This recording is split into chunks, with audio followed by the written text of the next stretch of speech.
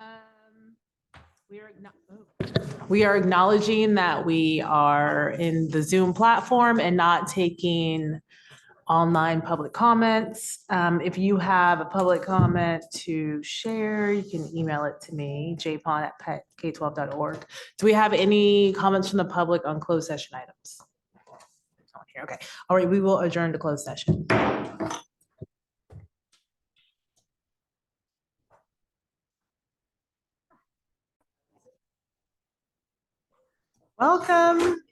Welcome, everyone. I'm loving this energy tonight. Keep it coming. All right, we are going to continue the meeting with the Pledge of Allegiance.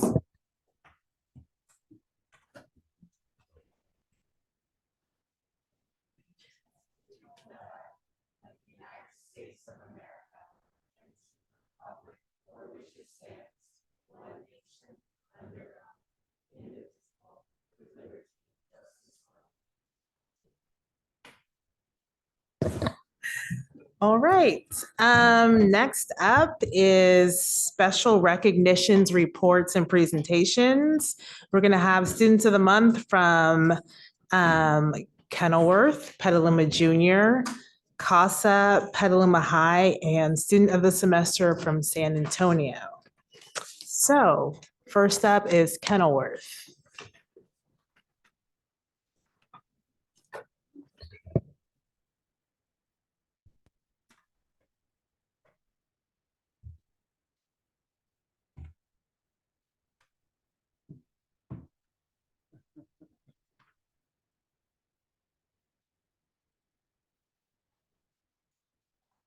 Our October Student of the Month, Imogen Garvin. Imogen has been selected by her team of teachers as Student of the Month because of her commitment to learning, creative spirit, and wonderfully positive attitude. Imogen's teachers had many wonderful comments to share and unanimously noted her incredible intelligence, high level of motivation, and how helpful she is to her peers in class. Miss Barone, Imogen's digital media teacher, shared, Imogen is extremely creative, as well as a very impressive critical thinker. She works on complex projects and troubleshoots any roadblocks all on her own. Additionally, she's always polite, helpful, and encouraging to her classmates. Basically, she's a teacher's dream and an absolute pleasure to have in class.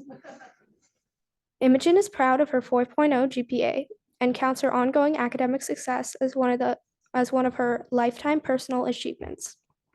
When Imogen is not busy with her studies, she enjoys working on her family's farm, Wild Oat Hollow in Pengrove. Imogen loves working with the many animals on the farm and finds meaning in her caretaking role. Imogen's favorite hobbies include reading, horseback riding, and creative writing. After high school, Imogen plans to pursue a career as a writer in her favorite genres, dystopian or historical fiction. Kenilworth is very proud of this fine young person, and we can't wait to get our hands on a copy of her first great novel. Congratulations, Imogen.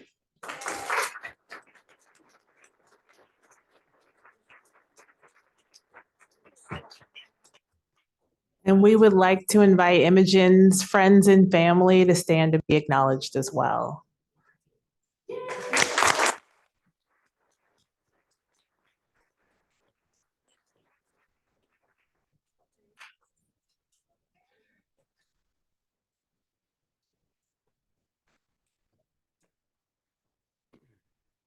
Kenilworth Junior High is so proud to introduce our October Student of the Month, Jacob Christopher. Jacob's teachers have recognized him as a Student of the Month because he demonstrates responsibility and kindness every day.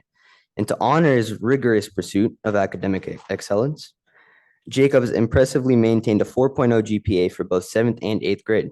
Jacob is a truly dedicated student who has set his sights on pursuing the best education possible. Jacob is a team player and demonstrated this both on the Kenilworth cross-country team this school year and in class every day. Jacob's teachers were enthusiastic in their praise for him. Mr. Eklund, Jacob's history teacher, says, "I truly look forward to my first period class because I know Jacob is going to be there to greet me with a smile, maybe a practical joke, and a let's get to work attitude. That makes teaching such a pleasure. He's an excellent student academically. He always goes above and beyond what is required. He is a quiet, hardworking student who can always be counted on to provide a thoughtful response to any question. In short, he is simply a joy to share the classroom with each day. Outside of school, Jacob enjoys spending time with his family and helping around the family home. Jacob's hobbies include researching how to complete his own carpentry projects, helping his dad with yard work and woodworking projects, and cooking with his mom as often as possible. Jacob values any time he can to go on vacation with his family, especially when his grandparents are able to join. A family favorite is Disneyland, where they visit 2 to 3 times a year to have some fun and relaxation together. Jacob plans to attend Casa Grande High School, where he plans to maintain his high academic standards, allowing him entry into a prestigious college. Jacob always strives to do his personal best, and his fans here at Kenilworth can't wait to see the height he reaches. Congratulations, Jacob.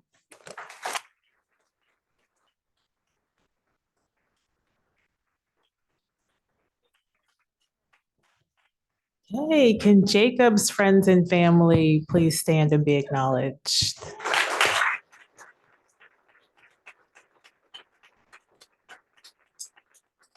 All right, wonderful. Congratulations. Next up, we have Petaluma Jr.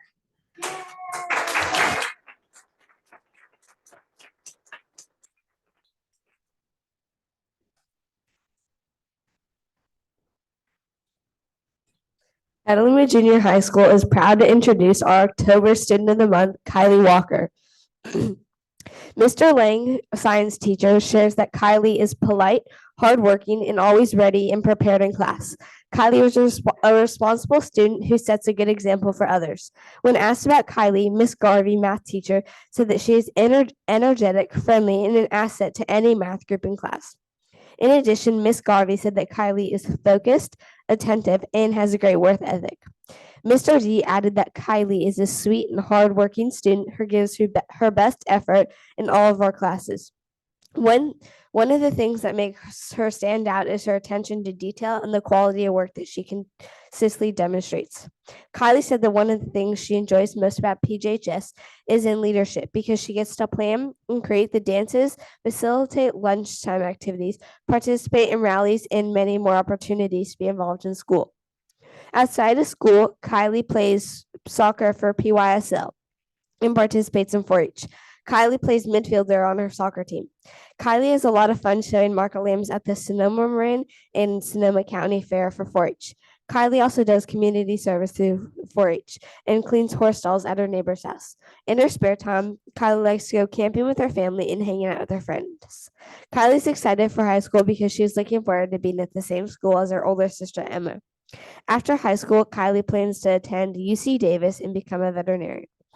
Kylie's mom had this to say: Kylie's a wonderful student. Her dad, Cheyenne, and I are proud of how she works to achieve her goal. Kylie is a strong-willed, respectful, and responsible. We have no doubt Kylie can do anything she sets her mind to.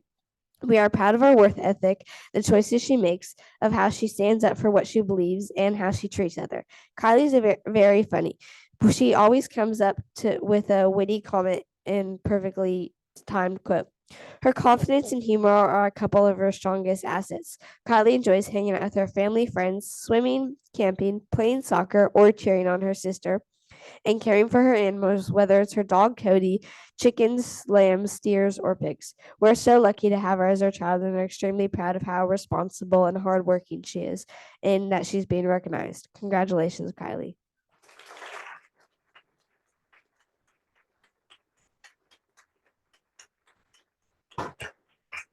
All right, can Kylie's friends and family please stand and be acknowledged?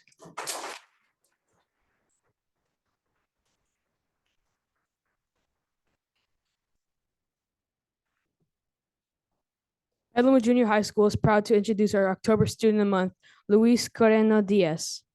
Luis's teachers shared that he is an excellent student for many reasons. Ms. Garvey noted that in addition to participating in class discussions, it is common to see Luis discussing or debating math within his group.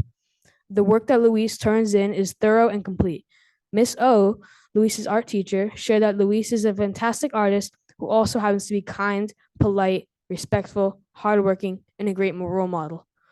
When asked what he enjoys most about PJHS, Luis said that he enjoys hanging out with his friends during lunch and playing games like Ultimate Frisbee and PE class. Luis also said that he enjoys art class because it is calm, relaxing, fun, and because Miss Ostendorf is really kind and helpful. Luis is not currently playing any sports, but hopes to begin soon. Outside of school, he enjoys spending time with his family and friends, playing video games, drawing, cooking, and baking. Luis is excited to meet new people and take elective courses in high school. Luis is not sure what he plans after high school, but he might like to pursue a career that involves cooking. Luis's mother shared that she is proud of Luis because he is helpful, generous, and respectful, especially towards older people. She said that some of Luis's greatest strengths are art and cooking. Congratulations, Luis.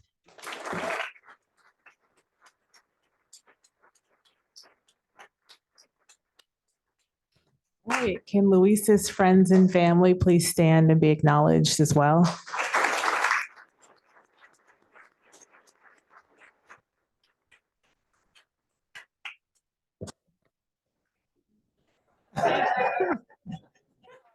Oh, that's sweet. All right, thank you. Congratulations.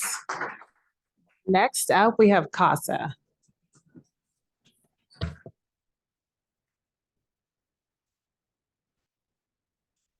Good evening, everybody. Our first student of the month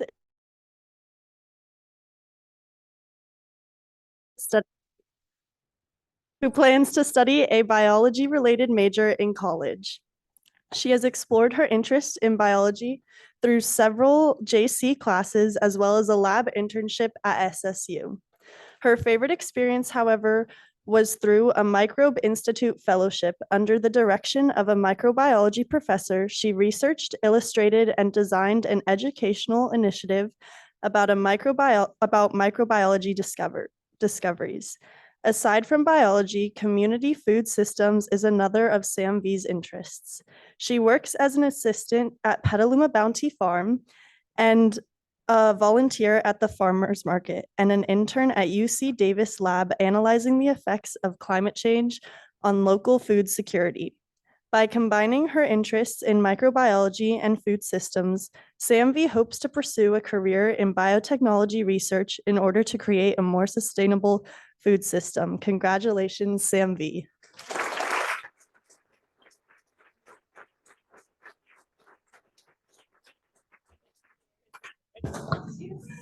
All right, can Sam V's friends and family please stand and be acknowledged?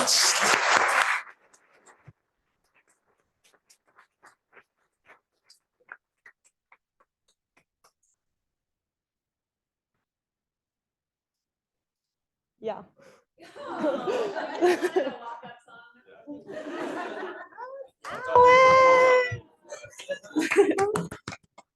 Our next student of the month is Alan Fong. Alan is a senior at Casa Grande who has taken a rigorous course load throughout his high school career, consisting of 8 honors classes, 11 AP classes, and 8 SRJC classes. His favorite subjects are chemistry, biology, psychology, and mathematics.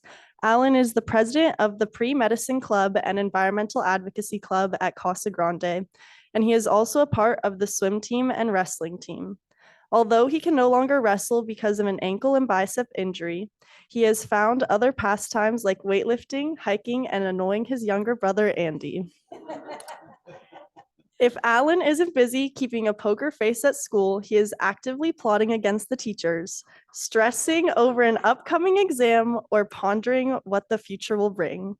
Outside of school, Alan also works with various nonprofits to arm children with the knowledge and experiences to be successful in the future. And he also works as a part-time lifeguard for the city of Rohnert Park. After high school, Alan plans to attend a college and major in neuroscience and behavior. He hopes to use the research experience he gained as an intern at SSU to further explore what neuroscience has to offer.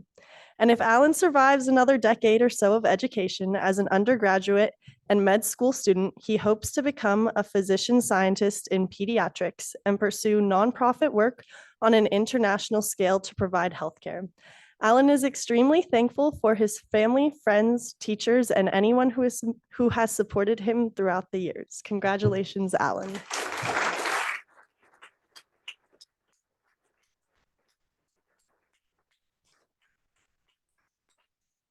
Can Alan's friends and family please stand and be acknowledged?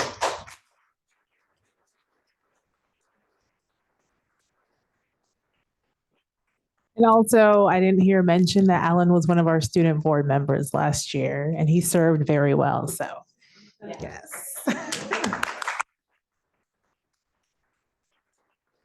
All right, next up is Petaluma High.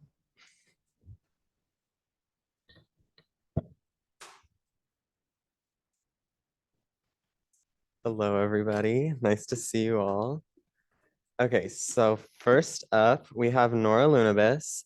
So Nora has been a part of the Petaluma High School community for 4 years. During that time, she has been a part of many campus organizations. Nora is co-president of Junior State of America, and after being a member for all 4 years of high school, she was secretary of the integral academic World Quest Club at PHS and is now co-president. She is also co-captain of the cross-country team and was a varsity member on the track and field team for 2 years. Outside of school, Nora was a member of the Sonoma County Junior Commission on the Status of Women and is a current member of the California Commission on the Status of Women and Girls Youth Advocacy Council. Along with the commissions, Nora worked with Rep. Jared Huffman and the Sonoma County Democratic Party throughout the Democracy Summer School program during the summer. She is so proud of her work with these programs because of the positive impact that they have put on the community and the experience that they allowed her to gain. As well as the commissions and clubs, Nora has done lots of community service work, including helping in the West Side Relays during the spring and volunteering at the Saks Hospice Thrift Shop every weekend. In the future, Nora plans to attend a 4-year university and major in political science of history. Congratulations, Nora.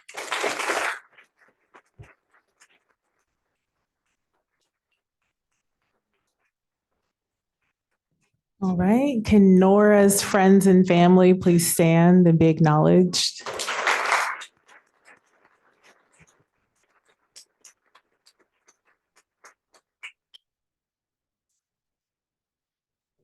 Okay, and then next up we have Max Pedrati Jacobs. So Max is a 6th-generation Petaluman and lives on the property his family has owned since the 1860s. He is also a proud member of the Wailaki Native American Indian tribe, which I hope I'm pronouncing that right. Throughout high school, he has learned about the history and has inspired by his culture, community, and the hard reality of the Native American story. Max has integrated his academics with being part of the community and has volunteered 220 hours to nonprofit work. He was a member of the 4-H for 7 years, serving as vice president, and FFA his freshman and sophomore year. He raised lambs to show at the Sonoma County Fair while also winning Best of Show in the photography competition. This is now his 2nd year as the president of the photography club at Petaluma High. Max is self-motivated and a hardworking student with a 3.93 GPA and is also very highly competitive in his athletics. He is looking forward to his 4th year in track and field as a pole vaulter.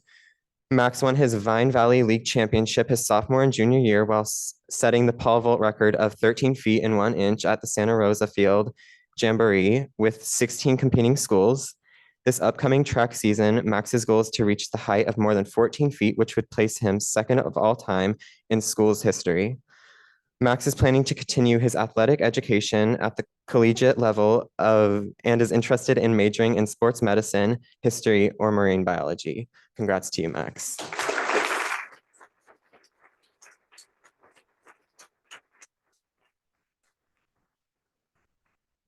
All right, can Max's friends and family please stand, be acknowledged?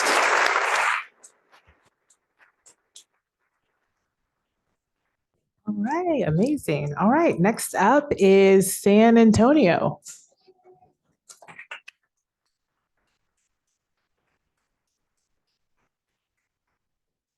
Good evening to the board, students, and parents. My name is Gustavo Shinzado. I'm the counselor for San Antonio High School, here to present our student of the semester, Stephanie Sisapun.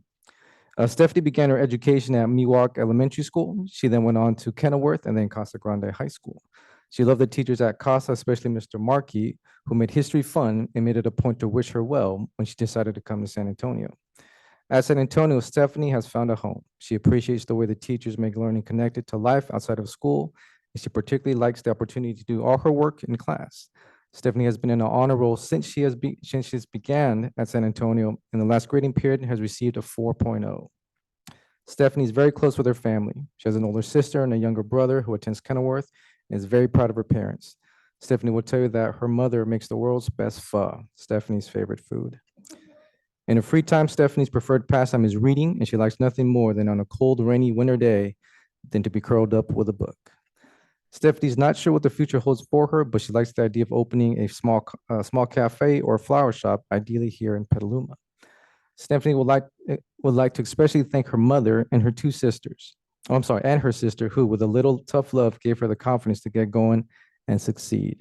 So we're proud to present our student of the semester, Stephanie Sisapoon.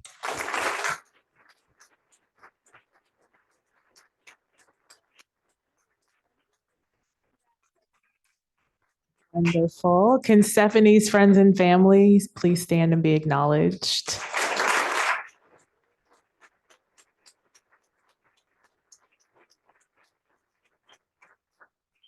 All right, thank you. Thank you, Ellen. Next up, we have our site reports from Valley Vista and San Antonio.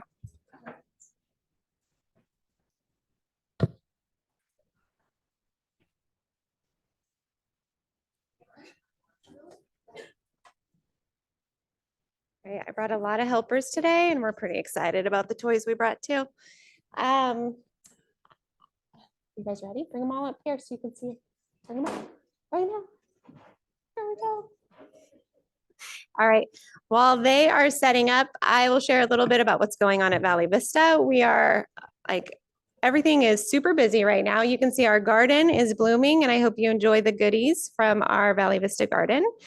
If we're all looking a little more fit, it's because we just had our move-a-thon and that was a huge success and a ton of fun. Our Walk to Read program is up and running. All of our first, second, and third graders are getting a small group targeted reading instruction 3 times a week, which we're really excited about. Our Lego lab is in full gear. We brought a quick video to show you guys what's happening in the Lego lab, but the invitation stands. We would welcome a little playtime from you guys whenever you get the chance. And then my friends here will show you a little bit extra.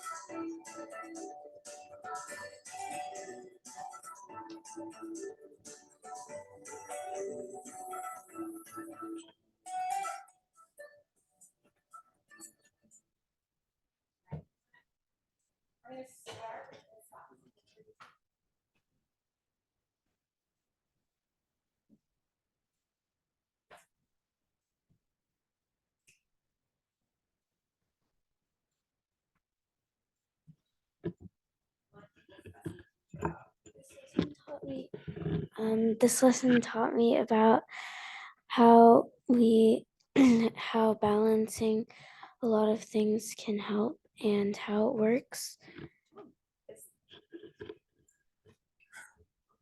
All right, thank you, Etta. Good job.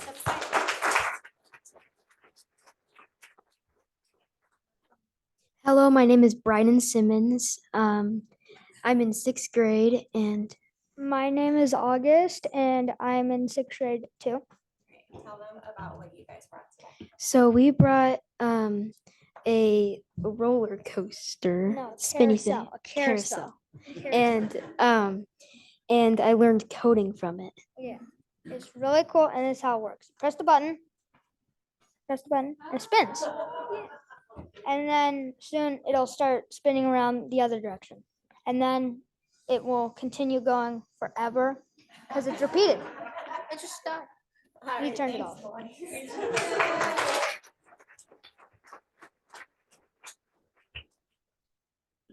Hello, I'm Molly in 6th grade.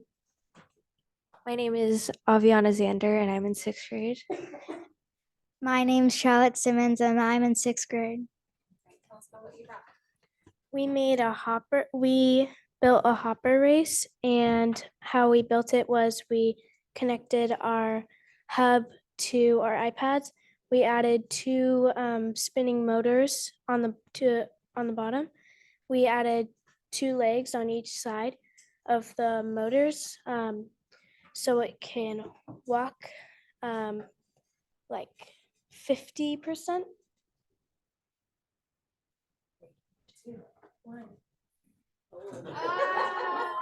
And they're off.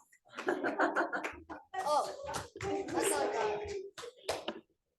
And 100%.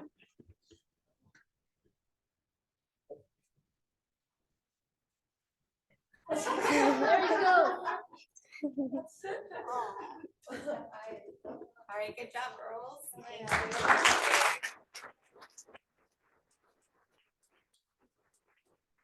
Now, we know how much fun Legos can be, so we actually brought a 1-minute challenge for you guys. You're gonna need a shoulder partner for these.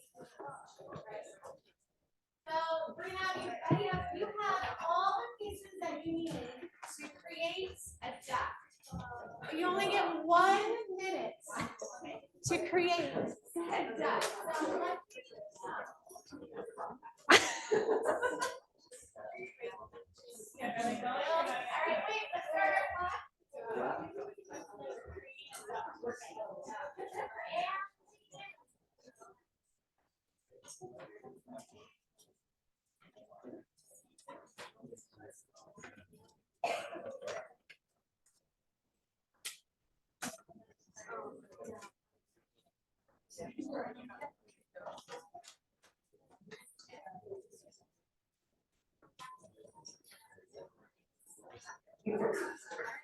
Don't want to stress you out with your parents.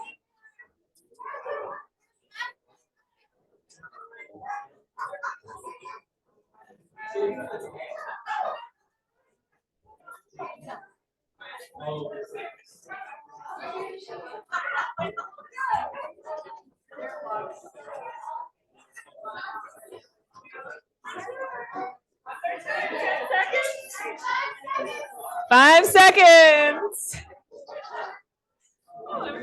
And time. Okay, please hold up your. Jamie, talking here. All right, please hold up your duck with pride. Oh my goodness, that is wonderful. Mr. Setter?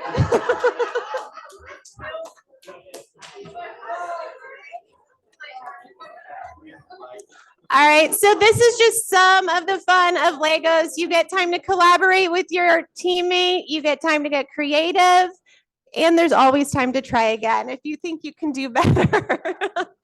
So again, there is a standing invitation to come play at Valley Vista, at our Lego lab, or anywhere, anytime. And thank you so much to all of our helpers who came in today.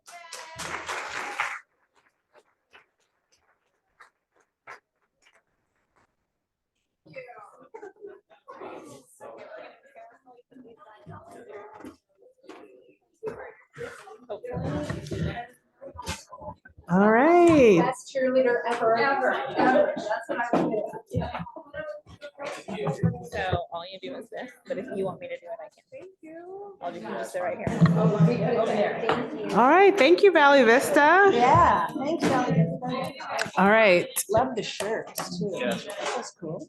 So what is it like? We're giving you guys like a minute. We'll give you like 20 seconds. Finish. Yeah. Just to clean up a little. So we can give San Antonio our full attention.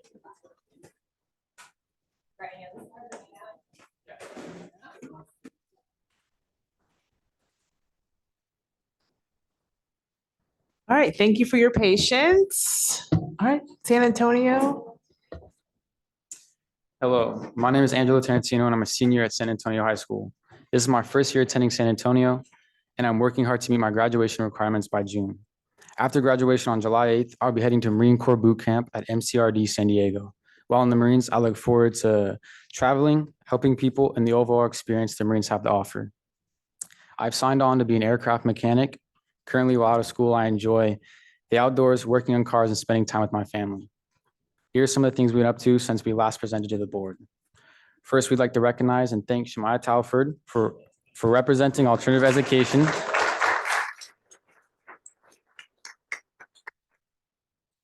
For representing the alternative education as a student board member this year. We started the year with 76 students, 64 of which are seniors. We've had one graduate so far, and 7 more students will graduate by the end of the semester. We currently have 84 students enrolled. We've had a smooth start to the semester, and overall, the grades and credits for students have increased over the same time period as last year. After the first grading period ended, we held an award ceremony and presented certificates for students who earned grades of 3.0 or higher, and students who had perfect attendance. We had 11 students earn a GPA of 4.0, and another 11 that received the award for 100% attendance. Bridget Rowley received the Student of the Grading Period Award. On September 22nd, we held our second Mentor Day of the year. During Mentor Days, all students meet with their mentor teachers for a day of team building activities, which include classroom circles, reviewing individual credit needs, and recording credits earned and digital citizenship lessons. We ended the day with mentor teams playing flag football against each other. On September 13th, we held our back to school night in Pasta Feed. It was a great success with well over 100 people in attendance. Ms. McGarry and her students prepared and served dinner to all in attendance. It was great to see the number of parents, students, siblings, staff, and district administration gathered in the quad to celebrate our students and our school. We are lucky to have Martin Tevasu working at San Antonio as a student mentor, community liaison, and coordinator for our suspension diversion program. Martin is a go-to person for many students that need a life coach in their corner. He also facilitates restorative work with students in a productive manner rather than the old school 5-day suspension, AKA 5-day vacation. One of our students chose to perform his community service by refurbishing our old San Antonio High School sign. With the hope of making better connections with students, families, community members, Mr. Stevenson started Stevie's Cafe out in front of San Antonio for anyone that wants to stop by every other Friday morning from 8 to 8:30. He serves free coffee or hot chocolate and a sweet treat. So if you're in the neighborhood at that time, stop on by. Utilizing the pool table in the student lounge, Martin hosted a billiards tournament, hopefully their first annual, for all students that wanted to participate. It was very successful with 12 students in the bracket. Our counselor, Lisa, made a beautiful trophy and Martin made t-shirts for all players. In the end, Luis Torres won the championship. Thank you for continuing to support alternative education. And finally, a few words from students and a teacher. My favorite part of San Antonio is definitely the teachers being there to help, and it's a lot more one-on-one learning. My favorite part about San Antonio is the teachers are all very sweet and very kind. They understand what's going on in your life, and they teach you the way that you talk, if that makes sense. I like the community, how nice everybody is, and how the teachers are always there for you. And it's a lot easier to get credits than a regular high school. I like the teachers and they make us feel like we're winners. I love teaching at San Antonio High School. I think one of my favorite things is the students and being able to be a cheerleader for them and make learning relevant for them. And then I also love a small school environment. We have got great colleagues, and it's just really a special place for our students.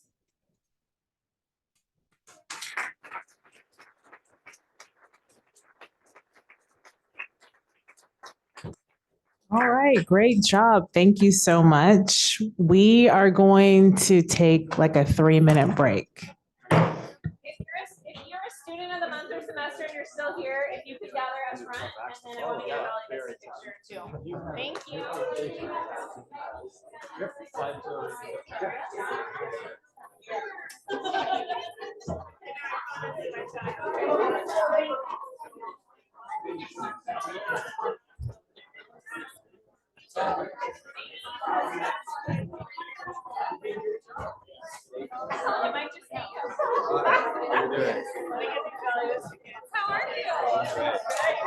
I swear I remember us calling the names individually instead of just Costa or Kobe. So I forgot. Oh, that's okay. That's good. Okay, ready? It's good to see you too. How's Janessa doing? She was home this weekend. I had like a midterm break. Hands down for me. 1, 2. It's going pretty well. So No apologies. We're like 26. Oh my gosh, you guys are awesome. It's a decent amount. Was not going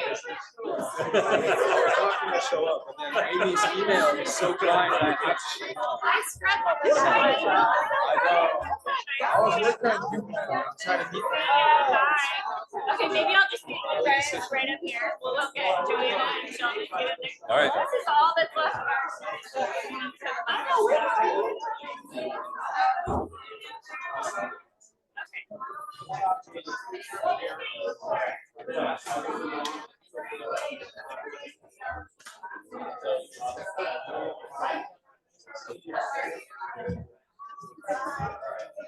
Yeah.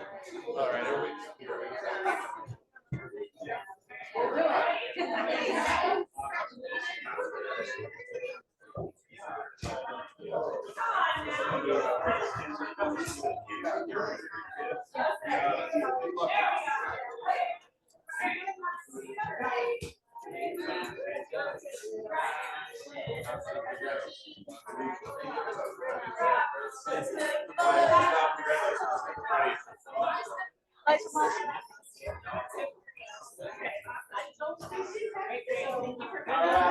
It's great seeing you, Dr. Harris. Great seeing you. Great to see you too. How are you doing? Congrats. Thank Good. you. That was amazing. And you're a senior, right? Yeah. You're taller than I remember.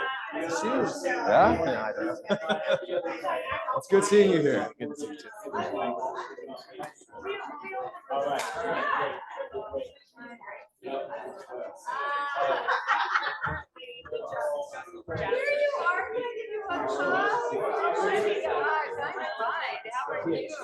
Are you surviving right now? It's crazy right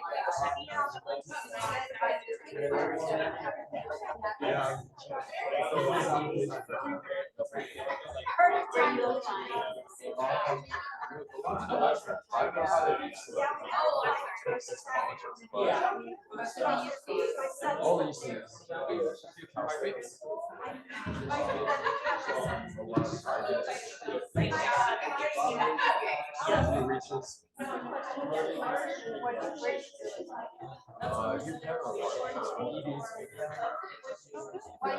I'm trying.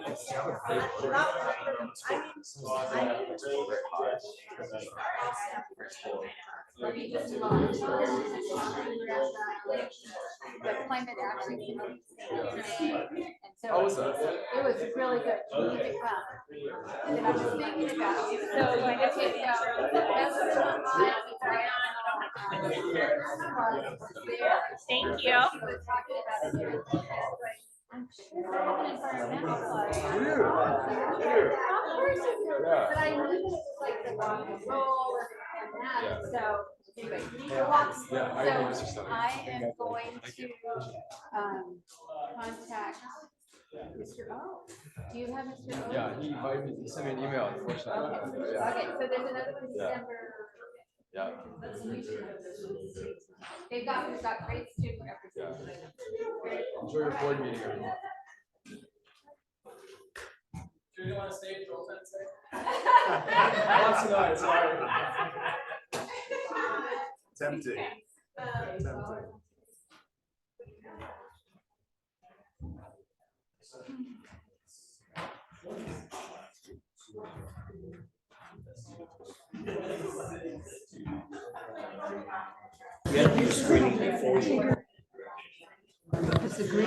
All right, everyone.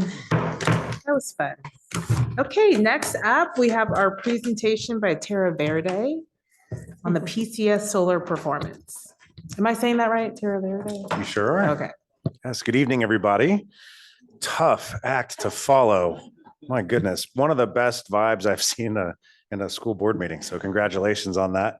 My name is David Burdick. I represent Terra Verde Energy. We've had a long history of serving Petaluma City Schools as your independent energy advisors. We were the colleagues tasked by the district with assessing back in the early 2008, 2009 era, the opportunity for deploying solar across several of the district's campuses. And over the past 15 years have been your partners in helping shepherd the deployment of several waves of solar and now battery projects. And tonight, what I'm here to present is the executive summary of a financial analysis that was provided to the district, showing what the financial performance of the solar systems were in the last fiscal year. So July of 22 through June of 23. So looking back at that fiscal period. Just high level background, our firm, we're independent energy advisors. So we don't own your solar, you own your solar. We're the independent consultants that are monitoring those systems. We provide kind of oversight and guidance of the maintenance for these facilities to make sure that they're operating correctly and delivering all of the value that's expected. And so what you're going to see here in a moment is a summary of how do the systems perform, what kind of financial benefits did the district harvest, what kind of areas for improvement are there, and what are the actions. So a quick summary of the district's solar portfolio. You have several sites where solar has been deployed in two phases. The first phases being Casa Grande and Petaluma High School. These are back in 2011. So systems that are reaching about the middle age of a solar facility, which are typically expected to have a useful life of some 25 to 30 years if they're properly maintained. And then the subsequent phase, all of them in 2016. So just maybe a third of the way kind of into their operating life. Can you, on that slide, interpret the size? The Sure. scale? Yeah. So in solar land, we refer to the size of a solar facility typically by describing its power rating from a kilowatts DC perspective. So what that number, for example, at Casa Grande High School means is that at peak operating capacity on the DC side of the plant, the system collectively for each one of those blue rectangles combined, when the sun's hitting it just right, that system can produce up to 675.4 kilowatts of power on the DC side. All of that power flows through wires that get to an inverter where that power is converted to AC. The AC output is nominally a little less than that DC output. So that solar facility will never hit fully 675. It's typically somewhere in the 80 to 85% of that range. But that DC system size is literally just a multiplication of the individual power rating of your solar panels and how many solar panels are out there. And just to put some context to it, what is the demand side on a power for a high school like Casa Grande? Just so we have some sense of a scale. Sure. Yeah. I mean, you're going to see throughout the report that your energy usage at these sites is more significant than what the solar is designed to be able to facilitate, which is typically common for several reasons. One, at many facilities, there's just a size and footprint limitations, right? There's only so much space for solar on these campuses. Even if there was an unlimited amount of space, there's typically a sweet spot in terms of the kind of value per incremental additional size to the solar facility, where you see typical diminishing return sweet spots is into that 80 to 85% offset. Back when these systems were developed at that time, all of that value engineering went into the sizing process that informed the purchase of these projects. Of course, over the past 13, 15 years, your usage is different than what it was that long ago. So getting into the juicy details, the money. So here, there's a lot of numbers on the screen. I'll guide you through it, and then we can pause for questions, and then we'll flip to kind of the energy side of the picture. But get into the punchline of performance. In the fiscal year 22-23 period, the district earned some $255,000 in net savings from its solar portfolio. So what that means is if that solar was not out there, your bills to PG&E, to Sonoma Clean Power would have been $255,000 more than what you paid. So that's the punchline number. So that's the good news. It's not all rosy. Performance was down in this last fiscal period, and we'll address why in a moment. But you can see that in this first line in the kind of table on the left side, the avoided cost of electricity. This is the raw bill savings. So to arrive at this analysis, our team maintains a utility rate database and an engine that allows us to reproduce what your bills would have been at each site if the solar was not there. So we reverse engineer what your energy use profile would have been, run that through the various rate updates from both PG&E and Sonoma Clean Power to reproduce what your bills would have looked like at each one of these sites. The difference between what you paid and what you would have paid is that avoided cost of electricity. So that's the raw bill savings. So at Casa Grande High and Petaluma High, we projected back in 2009 when these projects were first in kind of idea and implementation mode, that these projects in this fiscal year period would have delivered $355,000 of bill savings. They only delivered $285,000 of bill savings. That's related to solar performance challenges, which we'll talk about. The next line there is renewable energy certificate or REC sales. The district has rights to what are known as renewable energy certificates. These are effectively financial instruments in the energy marketplace, which the district could, if it chose, to sell them. That would bring in a very modest but material revenue stream from the solar facilities currently not being tapped by the district. There is a trade-off. You sell those RECs, you can no longer claim that you're consuming your solar electricity. You can't make claims about being a green school district or that you are consuming your own solar power, because you are, by definition, in selling those renewable energy certificates, you are selling the rights to those claims. So to date, the district has not exercised that option. If the district's interested, we could talk about it. This is projections of what you could have earned based on the then market pricing for RECs. Your overall solar facilities generating a pretty healthy amount of renewable energy certificates. I would estimate that you're probably sitting on $40,000 to $50,000 a year in revenue that you could otherwise be tapping if you sold those RECs, just to give you a sense of the order of magnitude of it.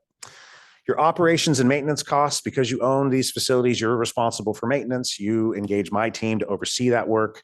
Included in our fees for each year are the preventive maintenance, monitoring and oversight of these systems. So we dispatch electricians who perform kind of soup to nuts the entire maintenance protocol for each one of these sites on an annual basis. Your O&M costs include not just my team's costs, but also the panel washing that's done on these campuses, as well as any kind of reactive or corrective maintenance, which, as the system is growing older, is requiring more truck rolls and equipment replacement and repairs. Last line here, the debt service in phase one is your cost to repay the debt on the installation of the project. You don't have that debt on the phase two system. So you can see here the net savings collectively, if we go to the portfolio wide totals on the right side of the screen, raw bill savings, $620,000. So your bills to PG&E and Sonoma Clean Power would have been $620,000 more. You have operating expenses of some $62,000 to pay us to pay for panel washing and maintenance, and then your debt service of $300,000. So that's the roll up of your performance. So again, savings were down. I'll address why. Operating expenses marginally higher than expected because, again, increased truck rolls as the system's aging. Can you go back to the REC sales? Sure. So when just looking at this document, it says $1,489, but then you mentioned a much larger number. That's right. Can you tell me the difference there? So the projections on the left column of both of the tables, these were in the same financial presentation that was brought to the district when these projects were originally approved for installation. The value of RECs, it's a volatile trading market, and so the pricing for these moves pretty significantly. You can see these projects were developed in a relatively short time horizon, right? 2011, 2016.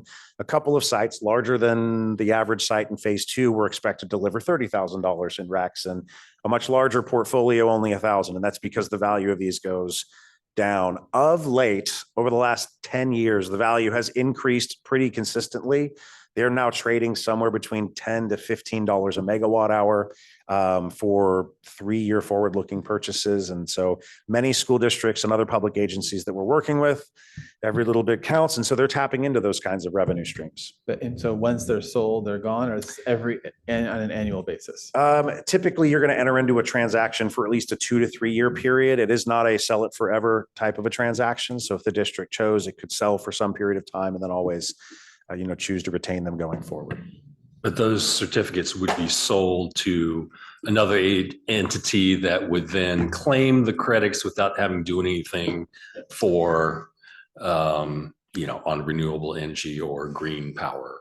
Yes, so typically the buyers are, right now, the leading buyers and utilization of these are twofold. One, utilities by the state of California are required to substantiate that they're providing a certain amount of renewable power. Almost all of that is being done through direct purchase of actual electrons. Some very marginal parts of that are being achieved by purchasing these types of what are known as unbundled RECs.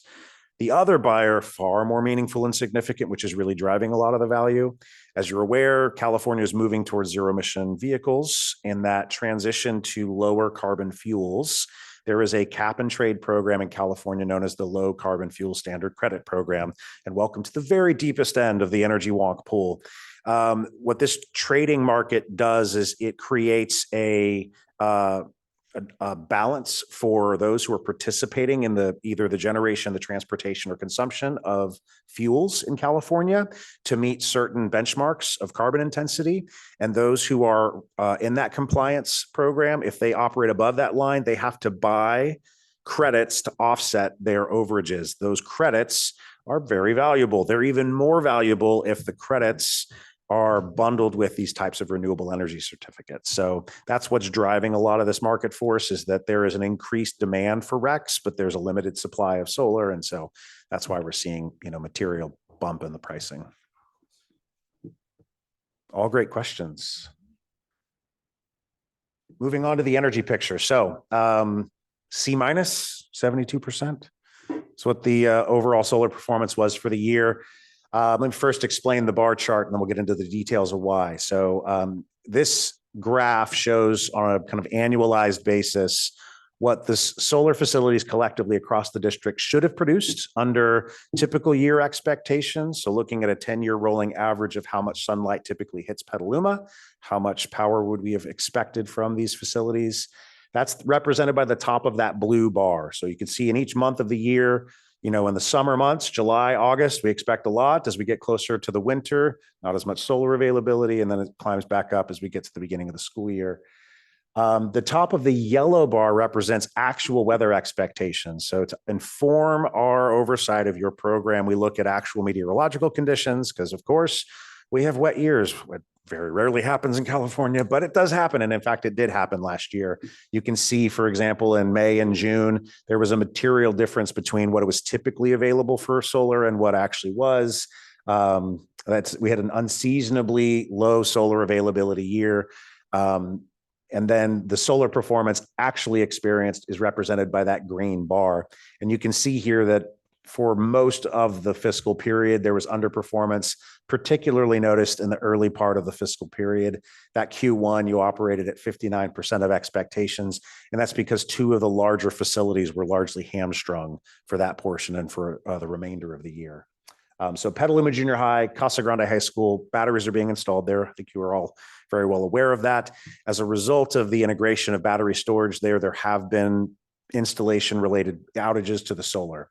The batteries by design are integrated with the solar facilities, and in the process of integrating, there were extended outages, extensive extended outages at both Petaluma and Casa Grande. You can see here a comparison, not of the entire portfolio, but of each individual site. And you can see all but a handful of sites were performing at or above expectations. The outlier, of course, being Petaluma Junior High. That system was offline for the most of fiscal year 22-23, directly related to the battery installation. Casa Grande has 3 inverters. The 2 larger inverters both had outages related to the battery system. The smaller of the inverters had what appears to be an unrelated outage. It is an older piece of equipment. It is going to need repair and replacement. And we're helping to help guide the district through what that's supposed to look like. But the bulk of the underperformance that we're seeing here is related to the battery project. Outside of those 2 sites, both McNear and Valley Oak also did have inverter-related issues, which were addressed and are now resolved. But this is kind of the bulk of this is Casa Grande is your largest site, and any underperformance there is going to have an outsized impact on the overall picture. And then Petaluma being down for most of the year is what really dragged the performance down. So where are we at with the batteries? Great question. So the solar related impacts to the batteries has been kind of discussed in detail with staff at the district's discretion, and when the timing is appropriate, we're prepared to assist the district in addressing this specifically with the battery installer, who will be ultimately responsible for the lost savings. associated with the solar from this fiscal period. Go ahead. Oh, no, sorry. Go ahead. I just had a question about the maximizing the energy usage. If you see that 100% is that like when you were talking about 85% being, like a good target at the beginning? Sure. So how are those percentages represented here? Yeah, so this is a comparison of actual versus weather adjusted expectations for these sites. So 100% or better means that this is a system that's performing kind of at peak capacity. Okay. At 85%? The 85% is a design practice comparing the size and the output of the solar facility to Right. what you're typically using at the site. So this isn't showing how much generation, how much usage was offset by the solar. We're actually going to address that here at the next slide. This is just showing from a purely power production perspective, how much power was produced by the solar facilities.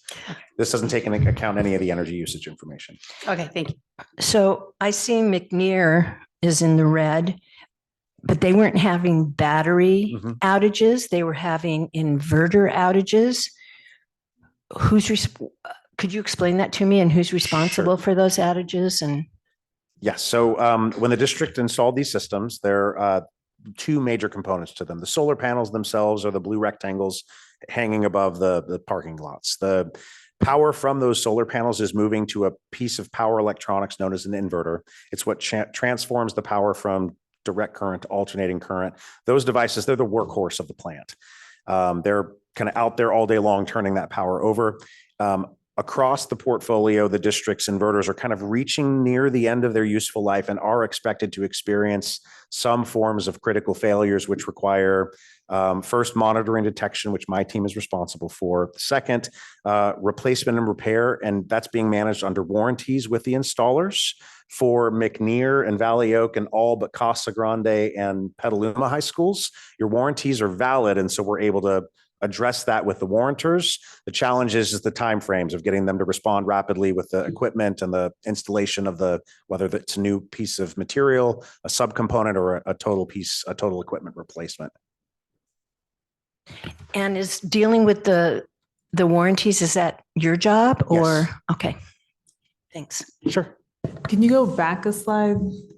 Help me understand. So when it says 59%, it's like that, is that the average of those 3 months, the performance? Yeah, that's a comparison on a quarterly basis. And I'm sorry, there's just so many numbers up here. Okay. So each quarter is kind of columnized. So you can see the first fiscal year quarter was operating at 59% of expected, second quarter 72, and so on.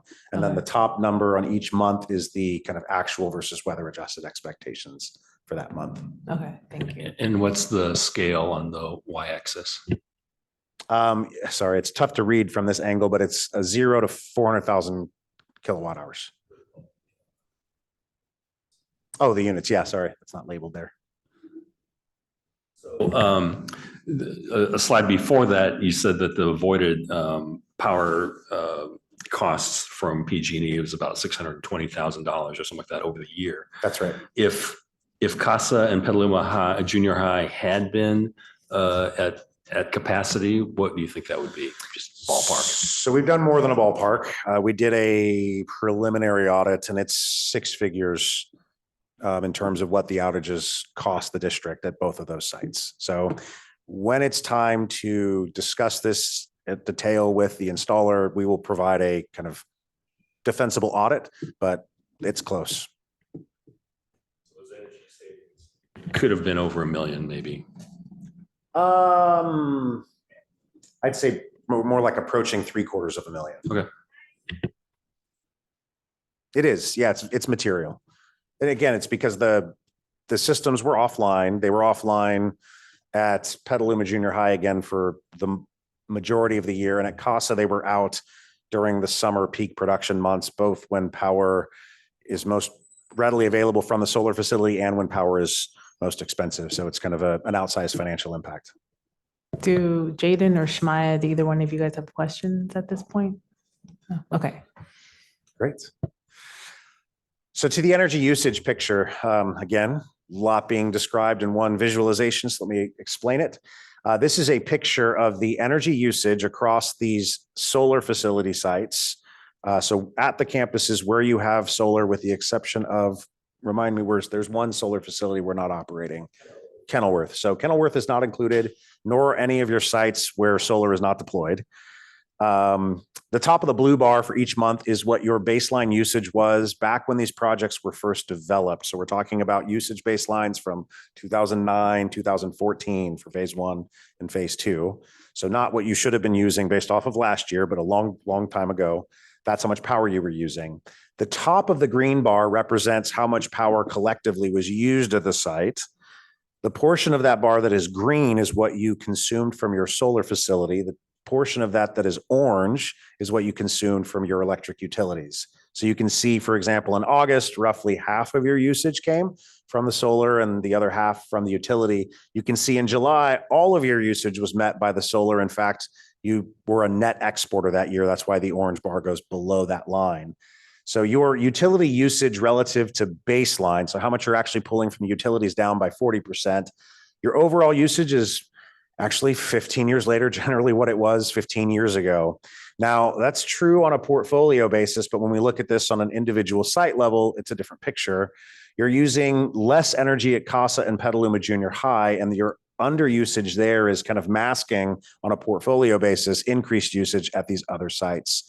It's red, which might falsely lead you to think this is a problem. It's not. You're using more energy in 15 years than you were 15 years ago.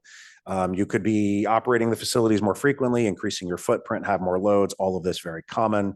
None of this, I think, is cause for concern.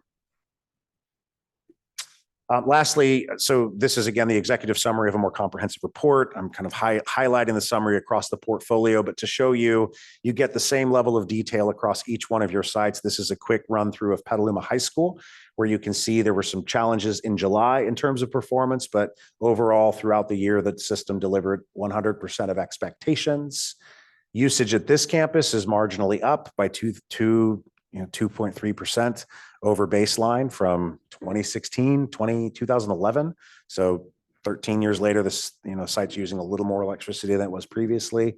And this is just a kind of behind the scenes look. At the end of our reports, there's just page after page after page after page of these tables, which is us showing the audit on what your bills would have been at each site had you not deployed your solar. It's an important exercise to go through because this is what staff are living with when they hit their utility bills from PG&E and from Sonoma Clean Power. You can see on the left columns, those are bill service dates. So start and end dates for actual bills paid by the district to the utility. So you can see that first line item is June to July of 2022. The simulated bill, if no solar, that's us reverse engineering what your bills would have been. So you see here that hovers plus or minus around $20,000 to $30,000 a month. That's what your bills would have been at the site. What your actual bills was plus or minus $25, with the exception of one very large bill in the January-February timeframe. That's your true up bill. That's expected. So how your kind of billing relationship works with the utility once you go solar is, in most months, you're going to typically pay only a nominal service fee. And then at the end of each annual cycle, based on when your system achieved permission to operate from the utility back when it was first installed, you'll get a bill that's they did the math. Here's how much you used. Here's how much you produced. If you generated more than you used, you get a very, very small payment from the utility. They pay you literally pennies for the power that you produce if you're a net exporter. None of your sites are net exporters. They're not cutting you checks. You're paying them a sum of, in this case, $260,000. At Petaluma High School, though, your bills would have been $326,000 over the course of that same period. So your net savings from a bill savings perspective is that $65,000 you see represented at the bottom right. So these projects were built many, many moons ago. Hindsight's 2020, it probably would have made sense to build larger projects. At that time, maybe they were space constraints. Maybe at that time, funding limitations would have only allowed certain amount of capacities to be installed. I'm not actually clear on what the particulars were guiding this project. But that's where the district stands currently on that site. With that, my team will be delivering another report. It won't include the financial analysis. This is done on an annual basis, but you'll get clear perspective in terms of where energy is landing in terms of production and usage. Every quarter, we deliver that to the district so that you can keep eyes on how things are going in solar land. And you can expect that here shortly. The teams are working on that now for the fiscal period that just completed.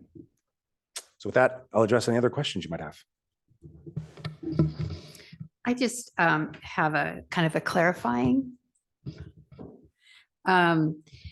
It looks like when the solar is functioning, like at our elementary schools, with no outages or failures, it seems to be pretty effective and in savings and efficiency. Yeah. Which is, so if we can fix these other problems, we should be able to, you know, garner a lot of both energy efficiency and a lot of savings. That's right. Again, would it be more because it's so much bigger? I mean, those two sites are pretty big. Yes. So let me address a couple of things. So again, the substantive outages were roughly worth, maybe call it $100,000 to $120,000 worth of bill savings that otherwise would have been delivered to the district. Your expense budgets would have been relatively similar. So your kind of bottom line net savings value would have gone from, say, $250,000 to maybe $400,000 in this kind of best case scenario. So that's the delta of what the district can expect when the systems are all operating at 100% efficiency. Because of the age of these systems, we do anticipate for there to be more material challenges and delays in warranters and getting rapid resolution.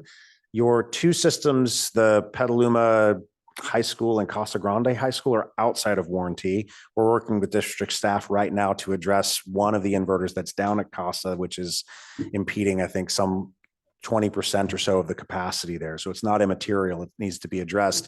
At some point over the next 5 to 6 years, the inverters across all of these sites are going to need to be replaced. So the solar panels, again, 25 to 30 year expected life. The inverters themselves only 10 to 15 years. And when they fail, they eliminate the capacity of the solar panels. So they need to be repaired and replaced. So I suspect we're going to see nothing near the level of underperformance that you see represented here, but there's going to be kind of laggards on an annual basis relative to when certain pieces of equipment do fail. And again, we're working with your warranters to try to get them to increase response times. And then we're responsible for helping address any of the issues outside of warranties. And we're working to increase the speeds in terms of curing those types of issues.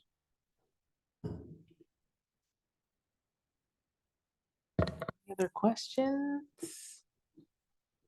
So you're our advisor on this system, and you just pointed, multiple areas that we need to be thinking about to get, the maximum benefit out of the system. The Casa Grande, Petaluma Junior High, but then also all the inverters across all of the sites. So, are you speaking with us on prioritization of those kinds of things and how to get those resolved?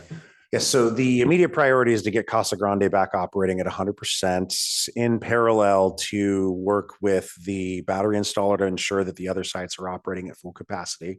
Beyond that, Terra Verde we oversee 500 solar and battery systems across the state of California on behalf of schools and public agencies, all who are arriving kind of in a similar time horizon. This kind of distribution of ages of your systems is pretty typical relative to where funding sources were in California for projects like this. Your early projects funded largely by California Solar Initiative funding, the subsequent phase by Prop 39 funding. So there are lots of schools out there who had access to cash, deployed solar, and now those projects are coming up for a little bit of reinvestment around the hardware.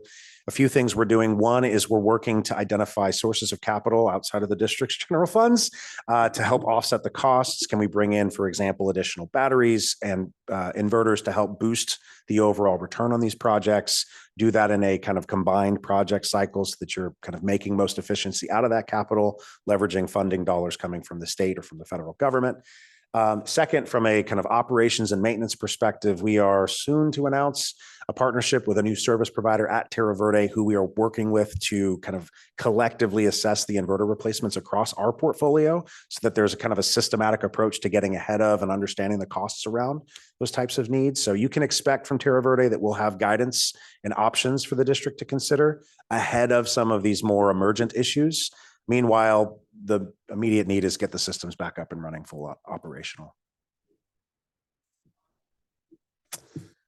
Other questions?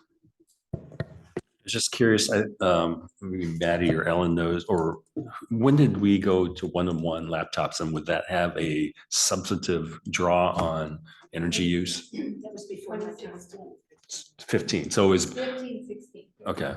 Would that be, I mean, I'm just surprised that the expectations and, actually, or what we are using now actually kind of match what was projected 15 years ago or something like that, when we have more students and we have one-to-one devices now. So if we're looking at this from a kind of holistic perspective, a few things are happening. One, it's likely that the district exercised other energy efficiency measures to reduce, for example, lighting or HVAC loads.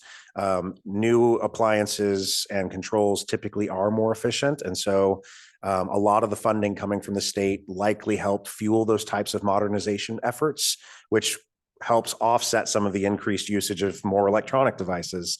So it's not, again, entirely unexpected that while your operations might have increased, you might have more students, more classrooms, your energy usage is relatively similar because your kind of energy consumption per square foot is down.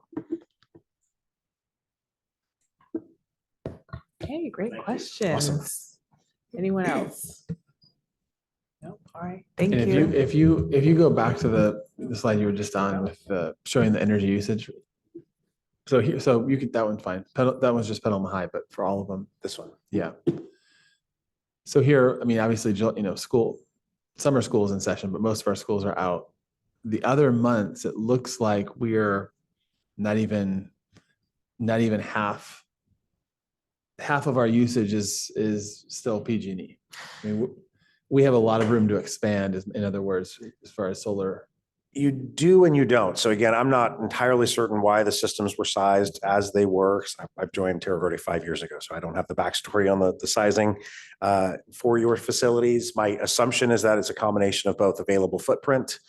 So we maximized what was developable at the time. Could be limitations on where the district intended to use. Not every square inch of available parking lot or play area can be covered with solar panels, or there could have been limitations in funding. And so we need to think about how to distribute that evenly. None of that, I'm not privy to any of that. So again, going back in time, if there were opportunities to cost effectively to deploy solar against your usage, that probably does make sense. Now we're in a different market paradigm. The rules in California have shifted around solar. You might have seen lots of publicity around the net energy metering tariff back in 2021, I think is when the proceedings began, around fundamentally changing the way that solar from energy customers integrates with the grid. Up until that time, energy produced by customers that's put back on the grid from their meter, like your projects, would receive nearly full retail value for that power. So if you pay 20 cents for power, if you put power on the grid, that's what it's going to be worth, roughly. I'm simplifying. The utilities pushed to eliminate that program, and they were successful. So that program no longer exists. It was sunset officially last year.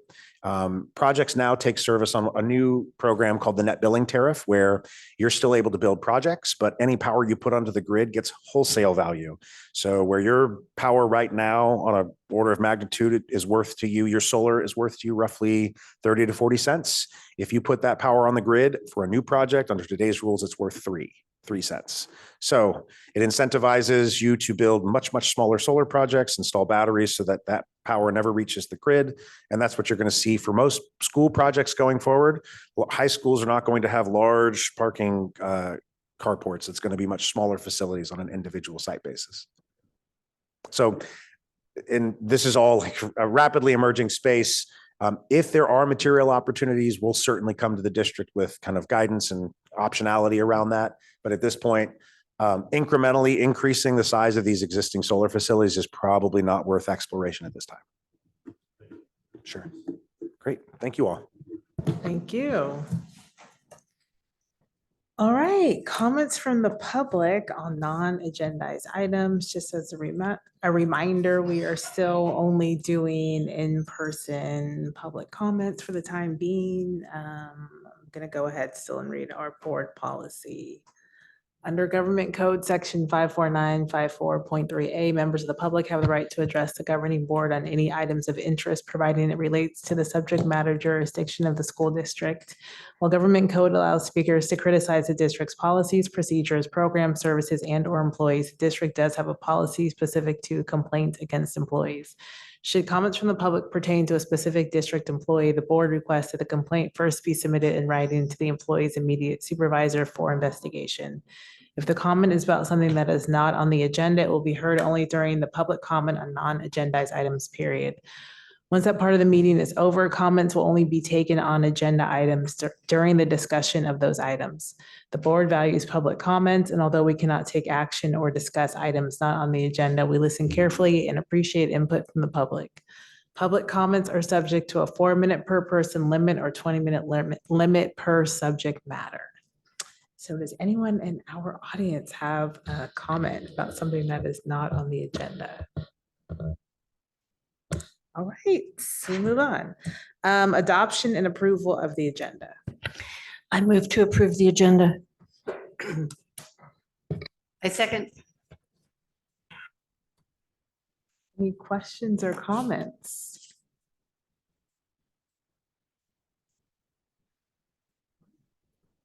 Got quiet, okay. Oh wait, no, we're not doing that part yet. See, that's why I need Caitlin here. I'm like, okay, never mind. All in favor? Aye. I need Caitlin.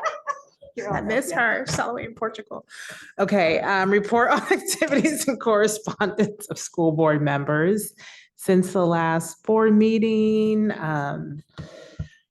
we had the following activities: Petaluma High Advanced Metals class visit, Casa Girls tennis match, Southern Democratic Club meeting, LoCN mental health and the LGBTQIA+ community event, NAACP Savior 6 Black Families Workshop, open house and public meeting of Petaluma's Climate Action Commission, presenting the blueprint for carbon neutrality, Continuous Improvement Committee, Safe Routes to School Task Force, Environmental Literacy and Climate Action Committee, Arts and Music Committee meeting and safety meeting, and our student board members, BIPOC Club, Environmental Club, Water Polo Senior Night, Pie Face fundraiser, and Egg Bowl Spirit Week.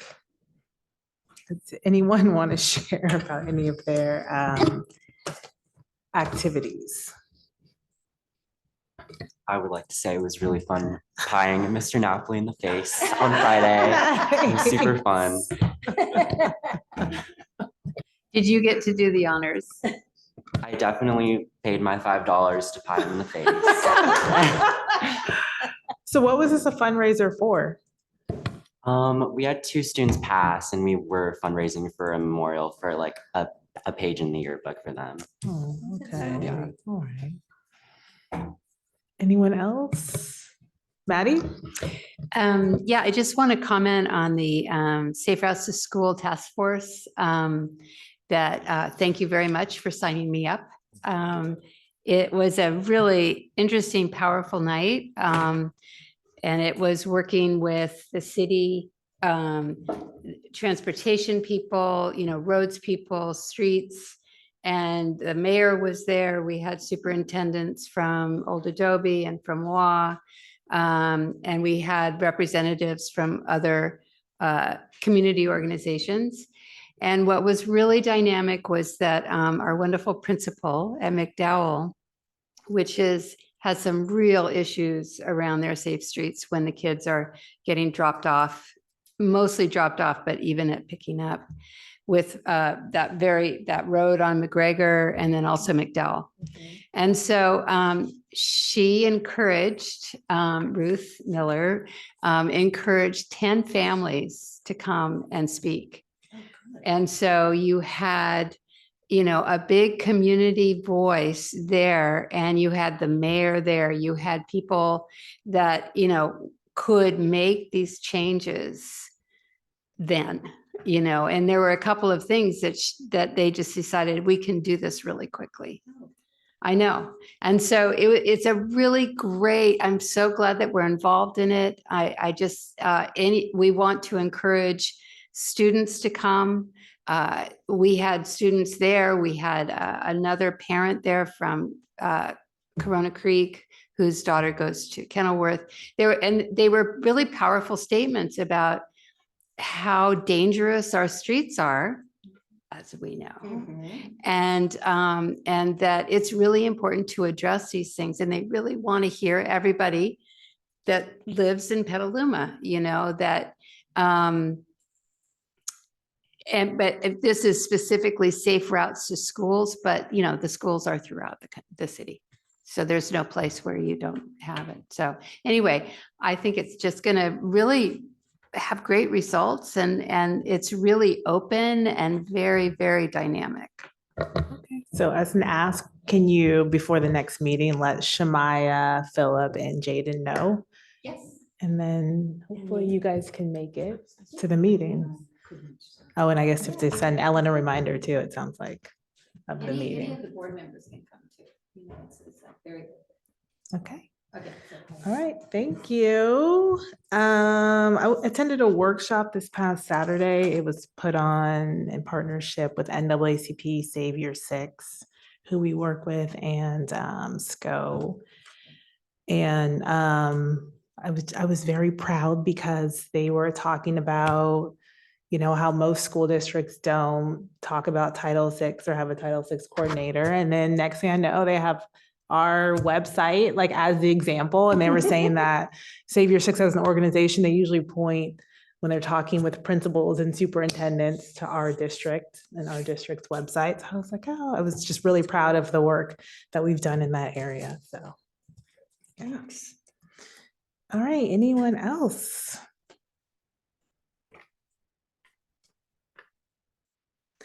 Oh, it's so quiet. Okay, all right. Next up, comments from the public on consent items. Does any of our public have a comment on the consent agenda? Susan or Sandra? No. Okay, all right. So we will move on to, here we go, approval of consent agenda by consolidated motion. I move to approve the consent agenda. Second. Okay, does anyone have any questions or comments about anything on the consent agenda?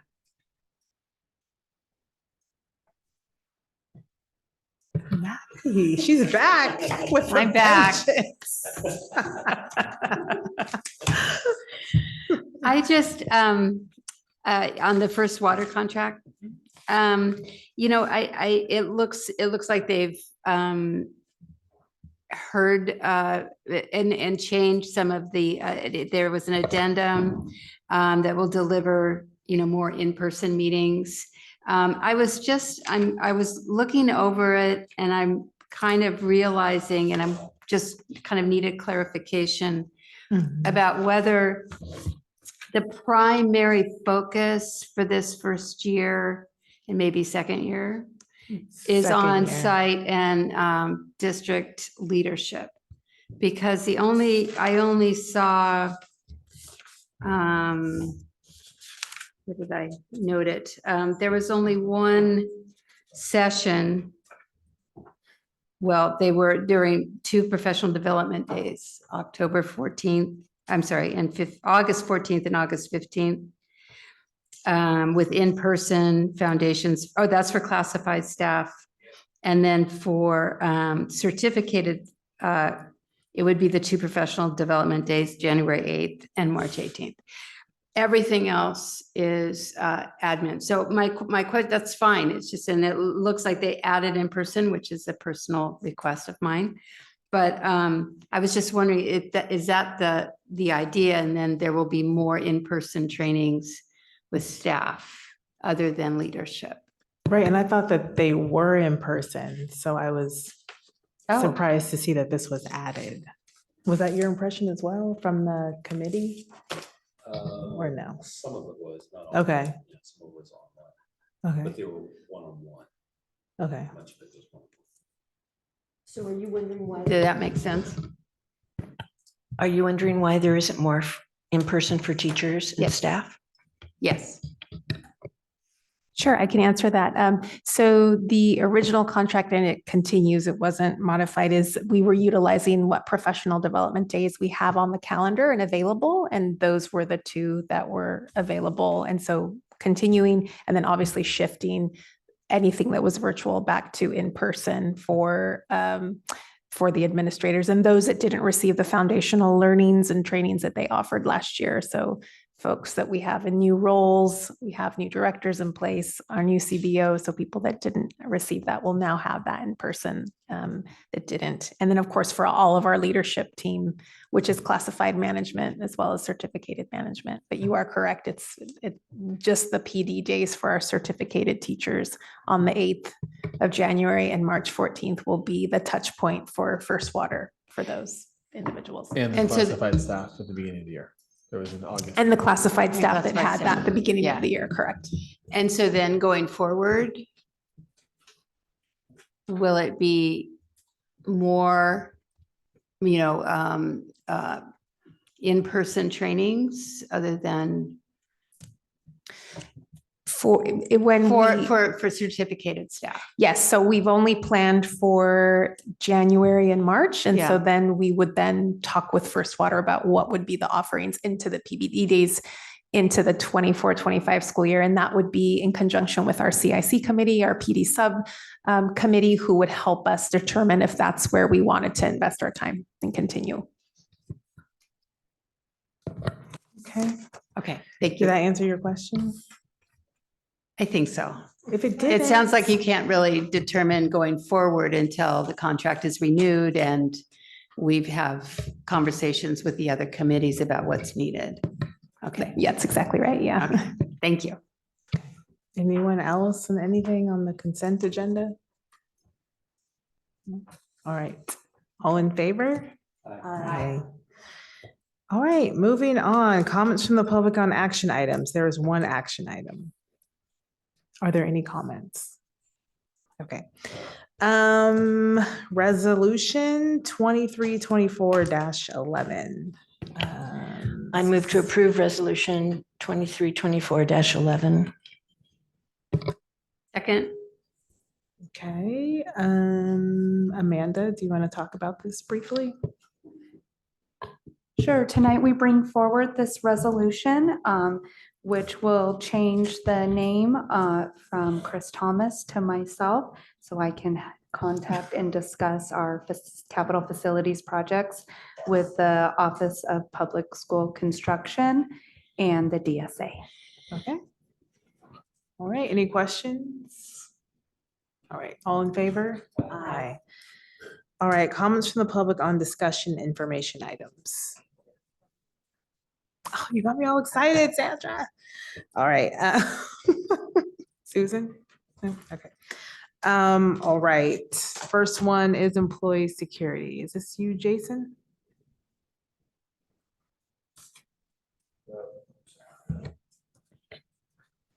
So on this one, I included in this the existing regulation for you to look at, and so you could see the changes. I think and I included that in the description. You can see a lot of the changes were reorganization and some added information. I think it better reflects the current realities of what we're talking about when we're dealing with employee safety. There also were a couple of additional sections that were not accounted for in our original administrative regulation. So wanted to share this with you as we updated this regulation.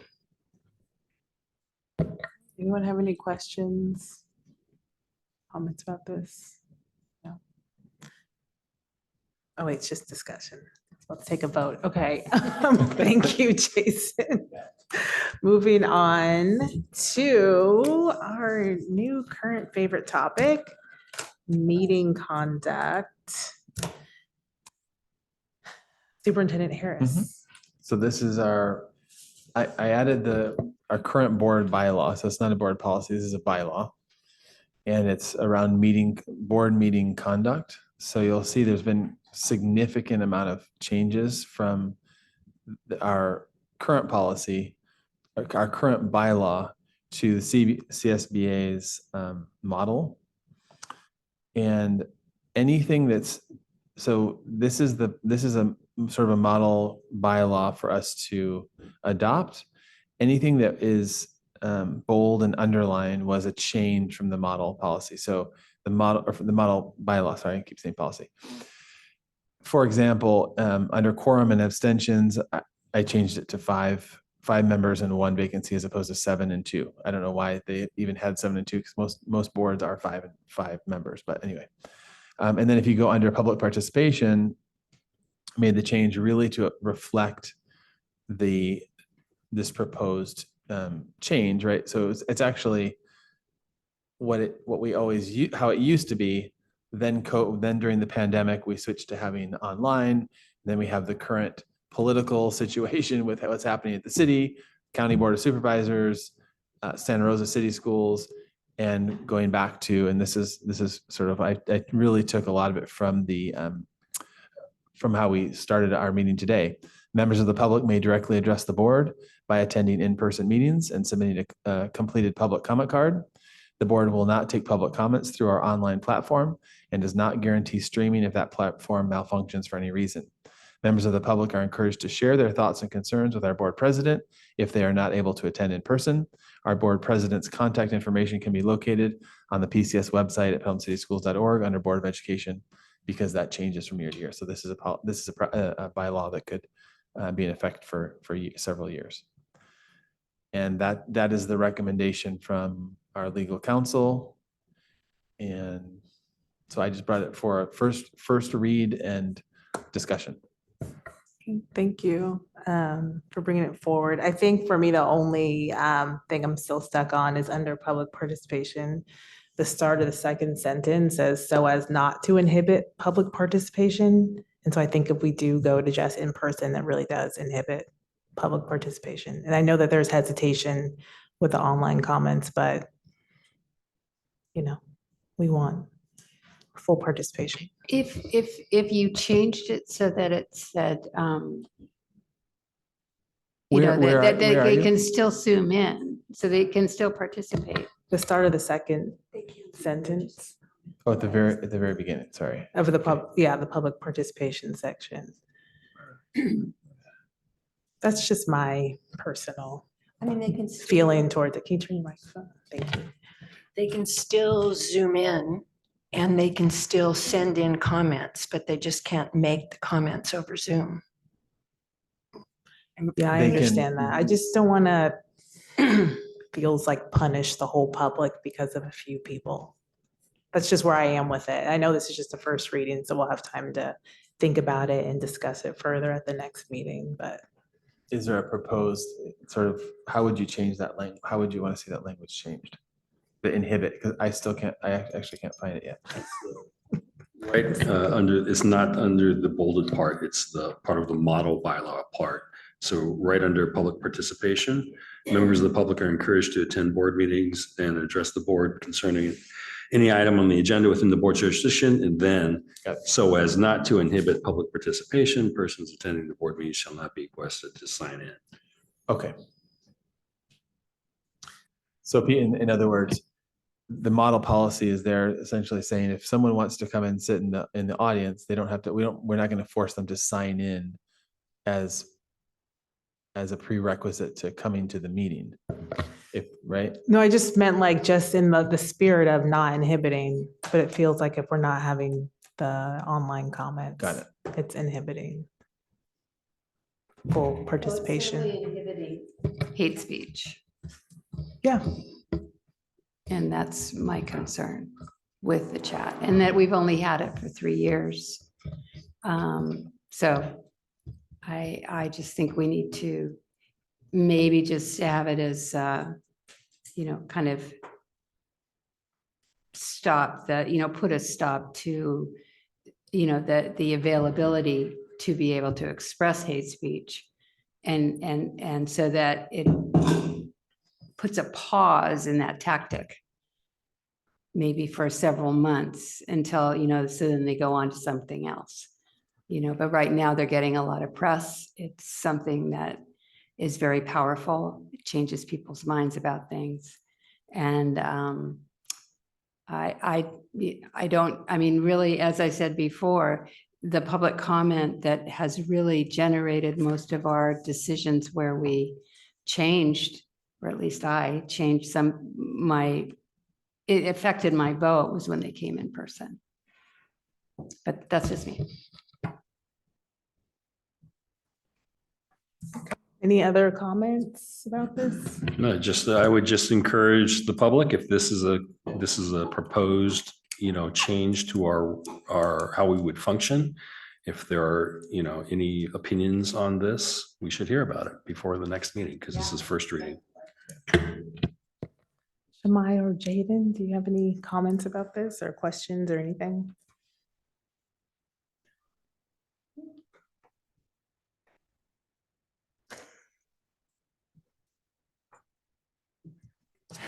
I feel like there's something brewing over there. No? No? Okay. All right. Anything else before we move on? No. Okay. All right. Next up. Huh? Yes, we do. You have a lot. Parcel tax discussion with the representatives from Godby Research. So just to put this into context, and the reason this one is at the end of our meeting under discussion, typically this would be a presentation item. However, our Godby Research, who we're working with, representatives are doing 2 board meetings tonight, one in TAM and one here in Pelham City Schools. And so it's the only way we could get it to work for them to be able to do 2 different presentations in the same board meeting night. And so they're wrapping up their presentation right now. They should be joining the Zoom. Do you see them as part of the Zoom? I don't see anybody by the Godby Research name, but if they're under any other name, then I would need to know. Okay, I'll come over and help. We may want to do a 2 or 3 minute. Right. What? You said school facilities. We can just take a quick break. We'll just, Go yeah. ahead, okay? Yeah, we could do that one while. We could? Yeah. Could we? And then we'll be done after that. All right.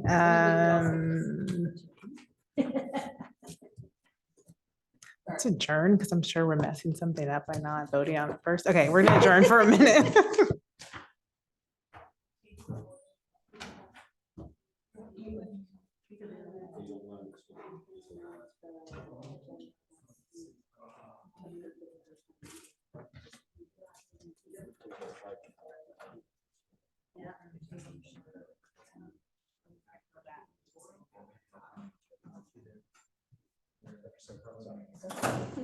Better signal, sorry.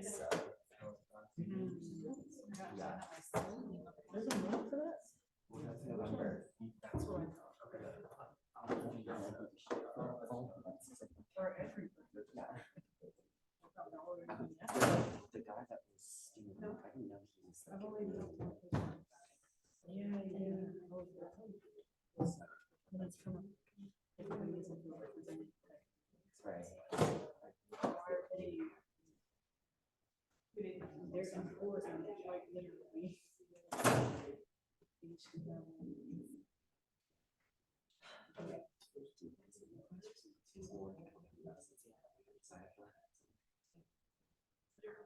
I didn't know he was like. I like the guess.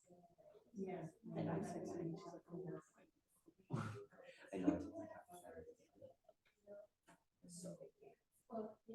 But hopefully by the next meeting,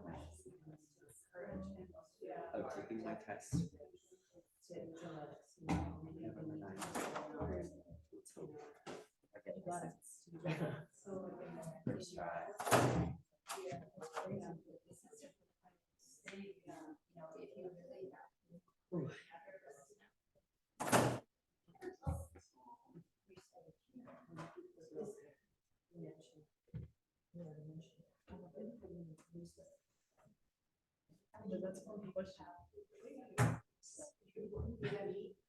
I was thinking that at school.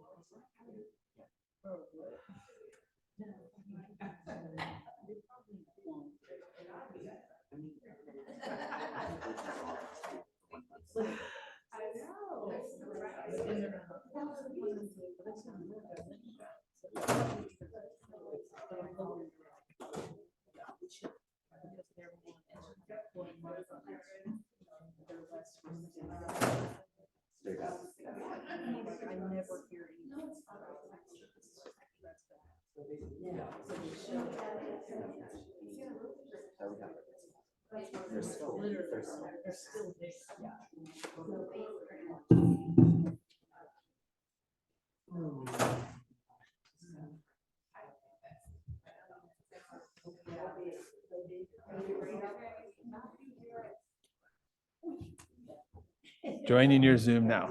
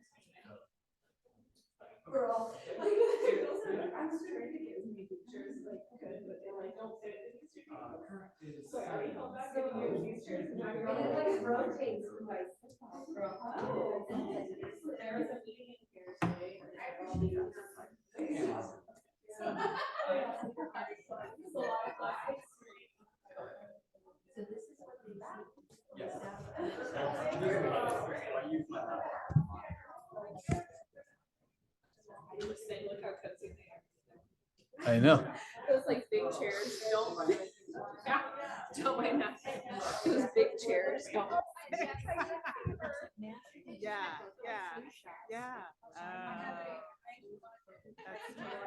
Yeah, that's my coworker, same thing.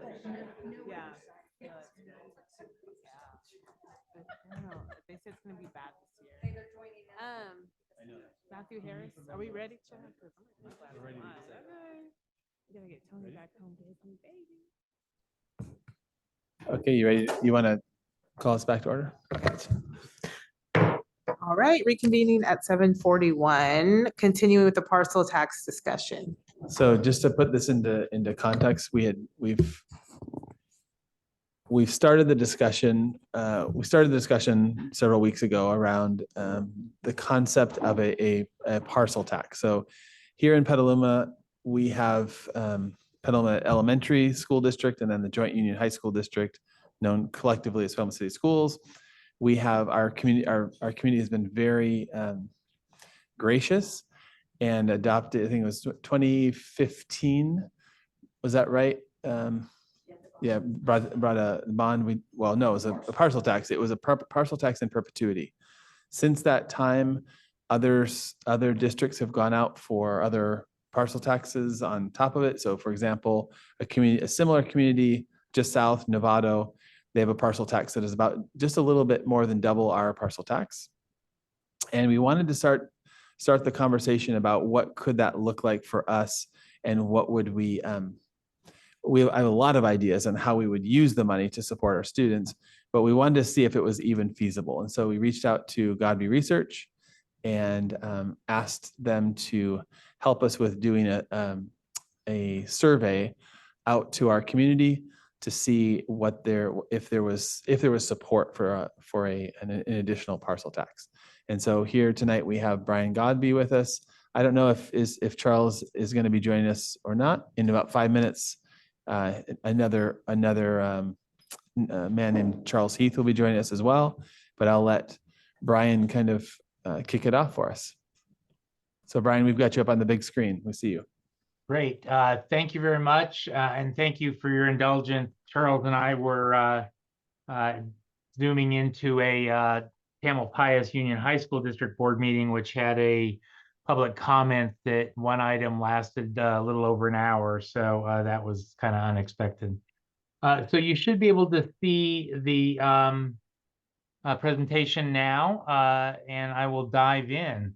As superintendent described, we were contracted to do a survey for the district on the parcel tax. We looked at some background information in terms of the perception of the district in terms of quality education, managing public funds, and need for funding.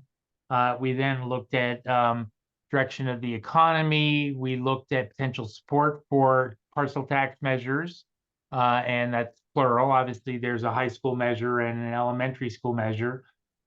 We looked at a variety of things you might spend the money on. We looked at both positive and negative statements to sort of simulate what happens in the real world. And then we looked at support a second time, third time, and finally looked at various different tax rates.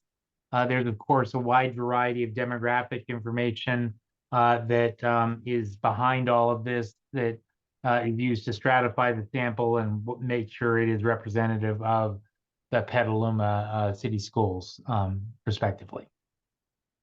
In terms of the little more specific methodology, this was an online and a phone survey. The online world has become obviously the reality. And so most of our completed interviews come there, but we still do landline and cell calls because we want to find people kind of where they live and what's most convenient for them to make sure we get a good representative sample. We looked at a universe of likely November 2024 voters with a subset of March 2024 voters because of the presidential election. The primary is a smaller subset of the November general election, and that's fairly typical. We were in the field in late September. The average phone survey was 25 minutes long. That's still the metric we use to determine length. The sample size, we were shooting for 500. We wound up with 592. So that improves our margin of error. And for the overall November 2024 universe, we were at plus or minus 4%. And for the March subset, we were at 4.46. With rounding, those are really almost the same. So diving into that first section, the climate background information, the first question is favorable, unfavorable on the district's quality of education. Because we did the survey for the district in 2019, we have additional data. And so in this survey, the favorable on the quality of education, adding the variance somewhat together, was 61% versus 20% unfavorable at the 3.03 to 1 positive to negative ratio, which is pretty good. And back in 2019, before the pandemic, although we were looking at likely November 20 voters, but the survey was conducted in 2019, we were at 63.6 and 19.1. It was a 3.9 to 1 ratio. That's pretty typical pre and post pandemic. So it's not surprising it's down a little bit. It's not statistically significant, the difference, but it's not surprising given the challenges faced by education during the pandemic. The next question was their judgment on whether you have managed public funds wisely. Again, adding the variance somewhat together, you see we're at 47% favorable versus 25% in round numbers unfavorable. That's a 1.9, almost 2 to 1 positive to negative ratio. It's lower than the quality of education. That's always the case. And that's the case because the don't knows always goes up because there's a segment of your population that says, hey, I don't know what's going on with their budget, and they're being honest.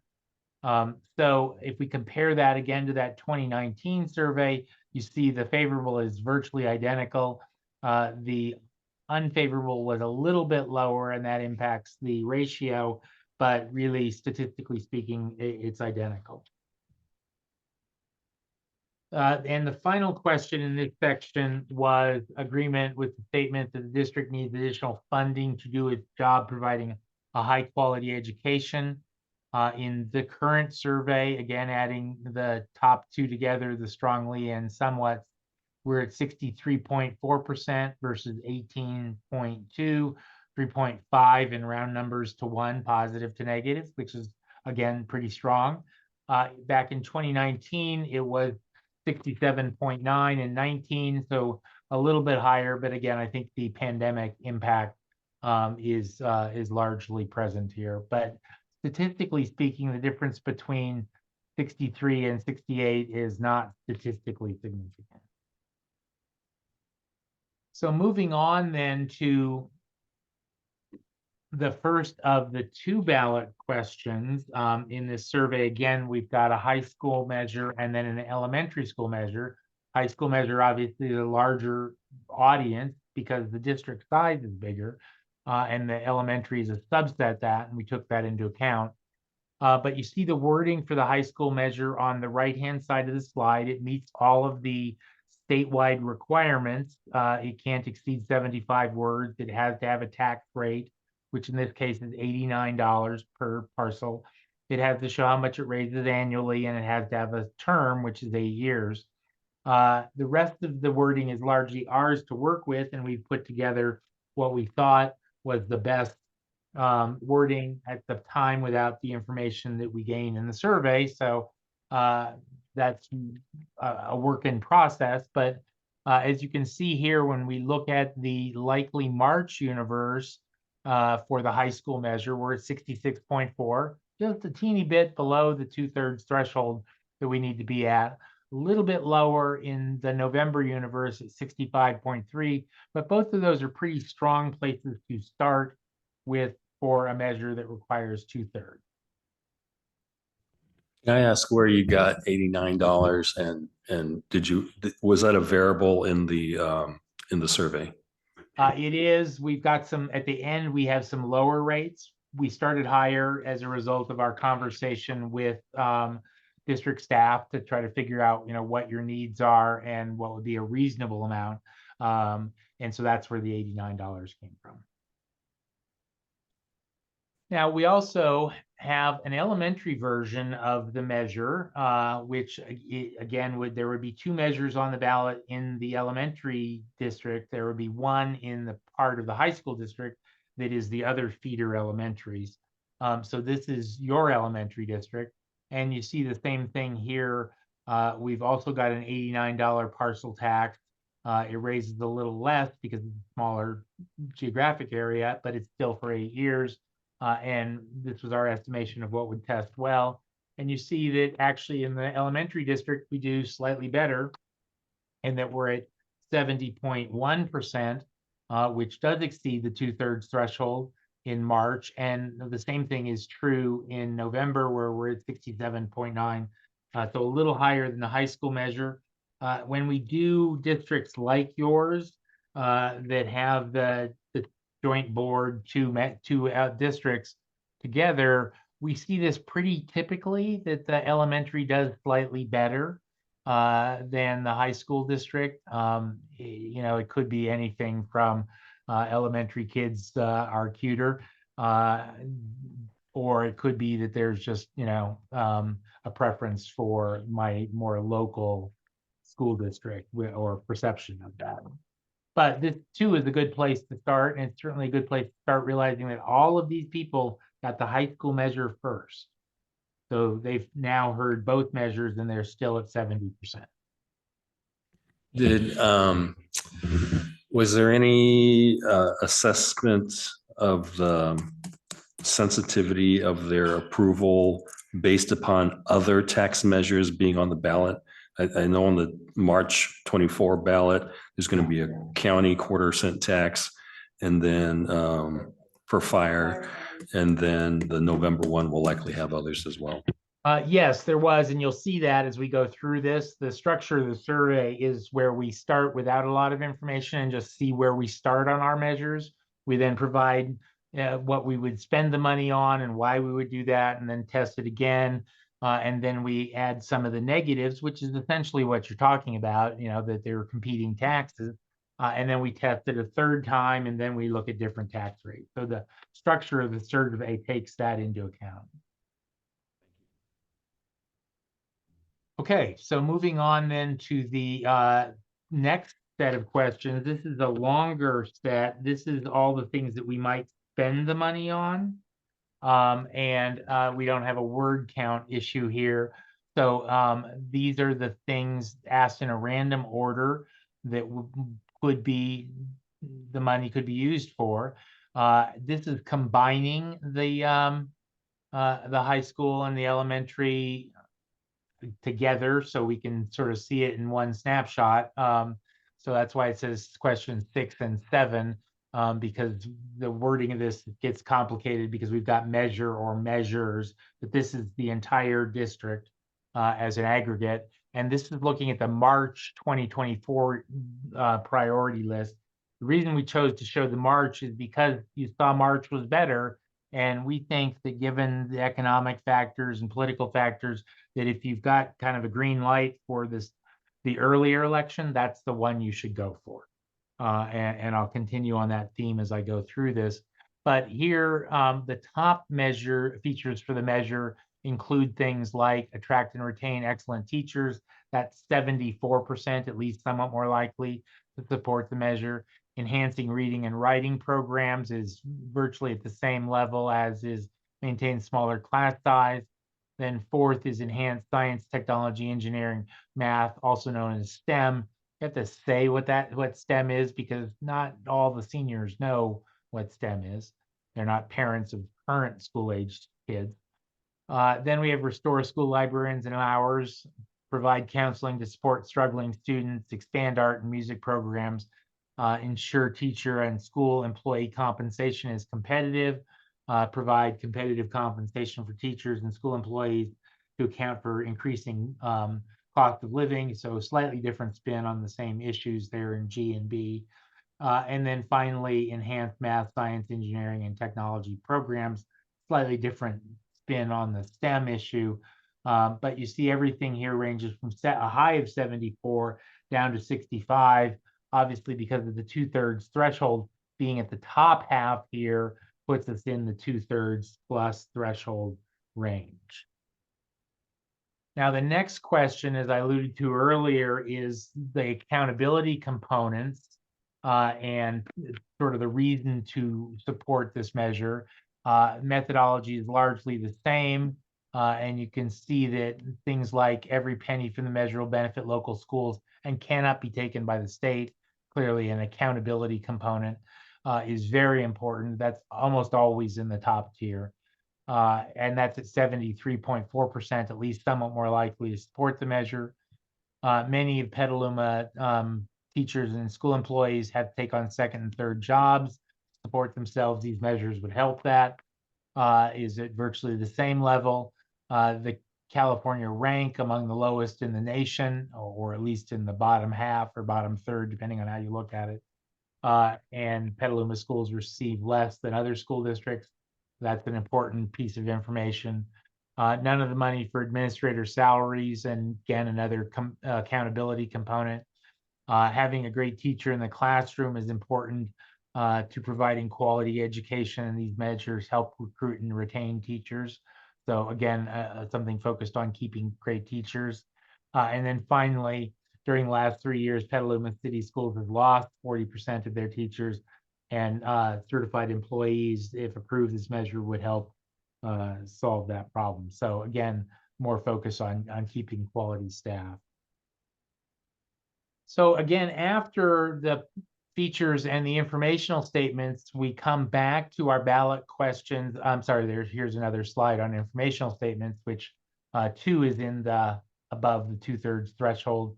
And you can see that that's more about teachers and given the loss of temporary funding, this would prevent significant cuts to programs. Whether you have school-age children or not, it's a good investment in quality of life and home values.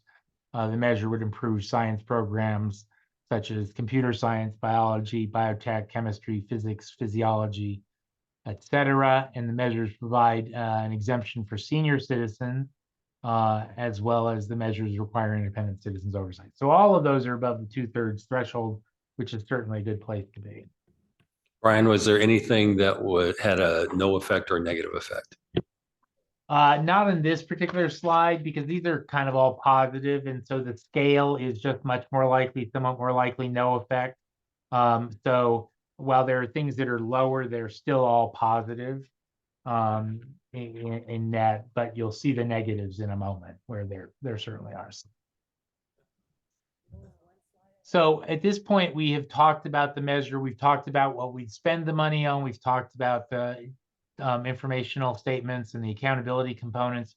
We come back to our ballot questions a second time. First of all, the high school measure, and you see where we started at 66% in the March environment. We're now up to 71. So we're now exceeding the 2/3 threshold. In the November election, we have increased as well. We started at 65, we're now at 70%. So both of those exceed the 2/3 threshold if we do our job and get the word out. Now, that just doesn't mean you put a measure on the ballot and sort of plan the party. There's this golden part of the bars, which is the probably yes. And while we add the probably and definitely together for feasibility, there's still work to be done with the probably yes group. So it's put it on the ballot and, get out the word is what needs to happen. And so then turning to the elementary measure, again, the wording you see on the right-hand side of the slide, in March, we started at 70%. We're now up to almost 73%, which exceeds the 2/3 threshold. In November, we're at 68%. And you can see we moved up to 71% after people hear more about what the measure would do.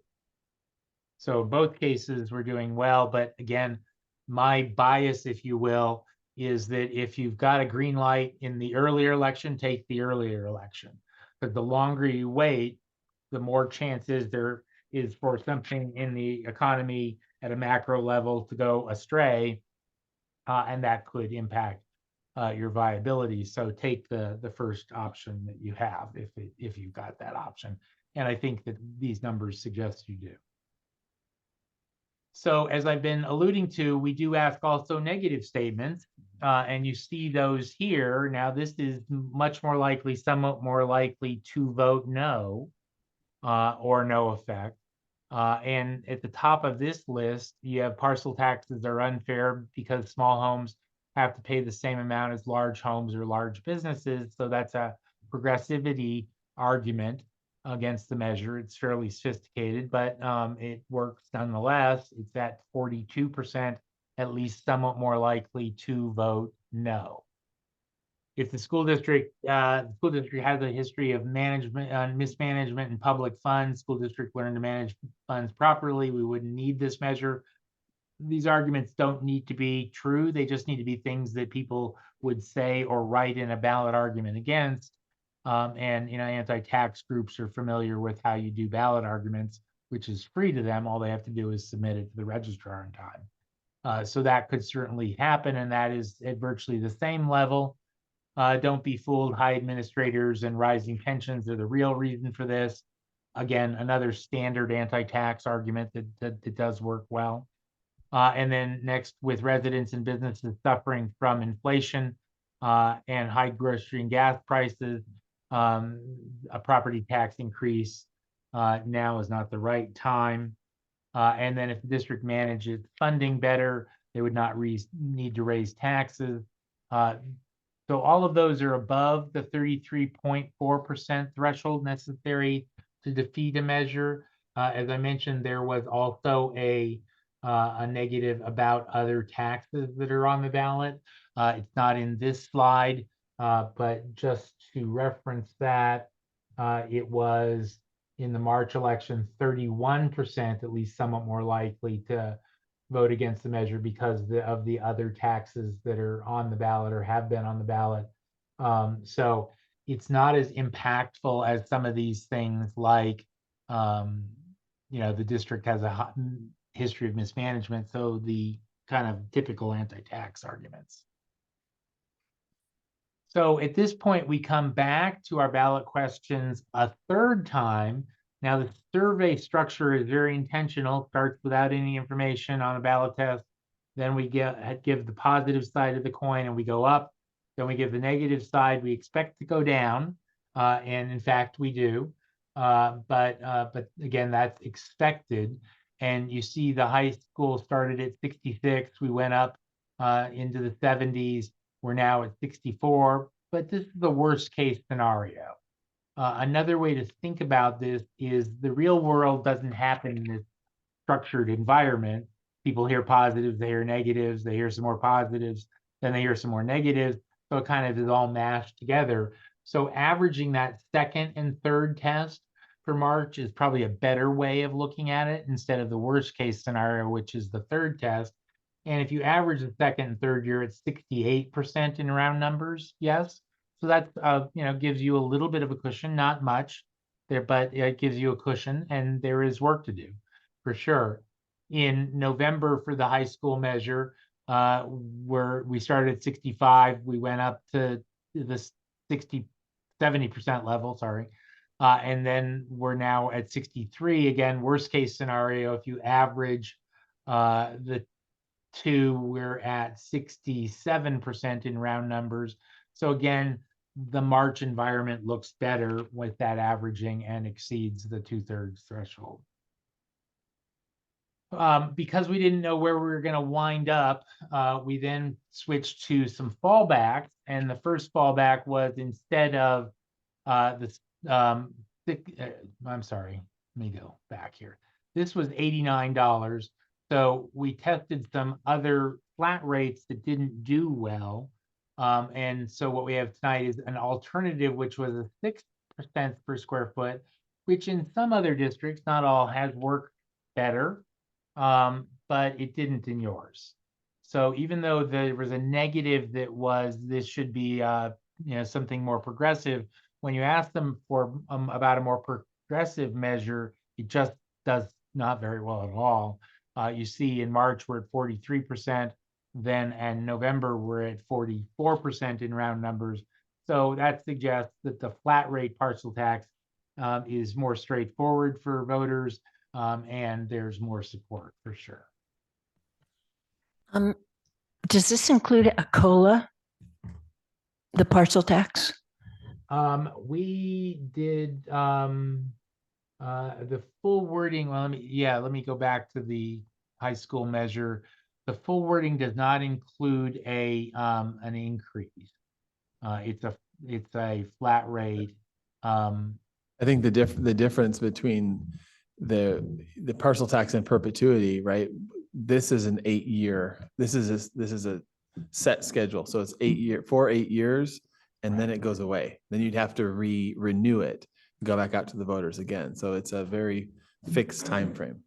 And what happens in a lot of districts, it's easier to pass something that's more straightforward the first time around. And while 8 years seems like a short period of time, it does give you time to demonstrate that you're spending the money wisely. And then you could come back in 4 or 6 years and, perhaps switch it to until ended by voters, which is in perpetuity, or you could add an increase, maybe it's another $40. Whatever approach works at that time for your needs, but it's easier to step up like that. If you try to go for the whole thing the first time out, that doesn't usually work. And that's because it requires 2/3. So, we've got to get something that's a first step, get the voters' trust, and then move up from there with those other additions. So again, moving on to the elementary measure, we see the same pattern here. The first test was 70. We went up into the low 70s. The negatives bring us down, but only to 67%. So that's right above the 2/3 threshold. And again, if I average the second and third test, it would be at 70% in round numbers. So even a little higher. But I think that's, again, pretty encouraging that we're above the 2/3 threshold, even after just beating ourselves up with the negatives. And again, this third test is always a worst case scenario, not probably a likely scenario. So that's encouraging. November still is a little more challenging. We started at 68. We went up into the 70s. but we're now at 65. Again, worst case, if I average the two of the second and third test, we're at 68%, so just slightly over. But again, March is the better option of the two. Again, given that there's less economic and political risk of going, 6 months later. We did the same thing here. We asked some different rates, flat rates, and there wasn't really a significant difference. So we went on to the per square foot, and you see the same thing happened here. People just, even though 6 cents is about the same as the $89 version, just sort of shifts to the distribution a little bit. We're nowhere near 2/3. So people just don't like the variation of the per square foot. And so, I mean, the idea behind the square footage, right? You have a business with a massive footprint, they're going to have a much, much higher parcel tax than someone who's got a 900 square foot home. And larger homes are going to pay slightly more. So it's progressive tax, but I think there's also that, how do you calculate that? What's it going to be? It's just not as certain to. Well, I think the calculation is exactly the problem here. And for those people that can calculate it, if you've got the average home, which is typically around 1,700 square feet, well, it doesn't matter for you. It's the same rate. If you've got a smaller home, it does help you. But, if you've got a 5,000 square foot home, not that there are a lot of those out there, but, those people are really quick to notice that they pay more. The businesses aren't voting, but those, bigger homes are, and, they're smart enough to figure it out.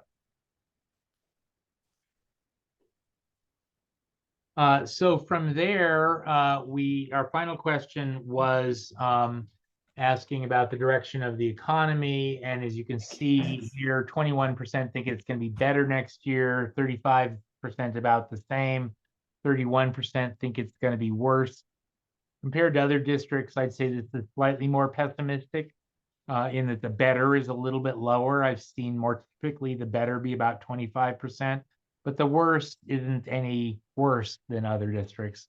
So it's only more pessimistic in that there's less optimism on the positive side. So that's the presentation I have on the data. The rest of this is conclusion and next steps. And I'm happy to do this. I don't know if Charles has joined us or not. I'm here, Brian. Oh, great. Okay. All right. So I'm happy to answer any questions. Otherwise, I'll turn it over to Charles. Any questions on the polling, or should we go into next steps? Yeah, just to confirm. So I asked a question earlier about were there any things on the list to spend on that generated a negative likelihood of approval, and I didn't see any. I mean, there were negative statements, but what I was asking about was there anything on the list of potential things to spend on that reduced support for parcel tax? Yeah, so the lowest item of the longer list, obviously we shortened it for presentation purposes, but the lowest item was maintain after school athletic programs.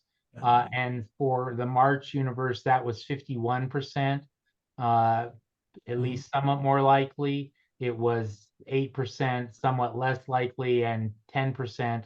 Much less likely, so that's only 18%. So, on balance, it's still positive, and that's the least positive of all of the features that we might spend the money on. But it's least positive, it's not negative. Sports and after-school activities does not pull well. Yeah. Yeah, that's fairly typical. Yeah.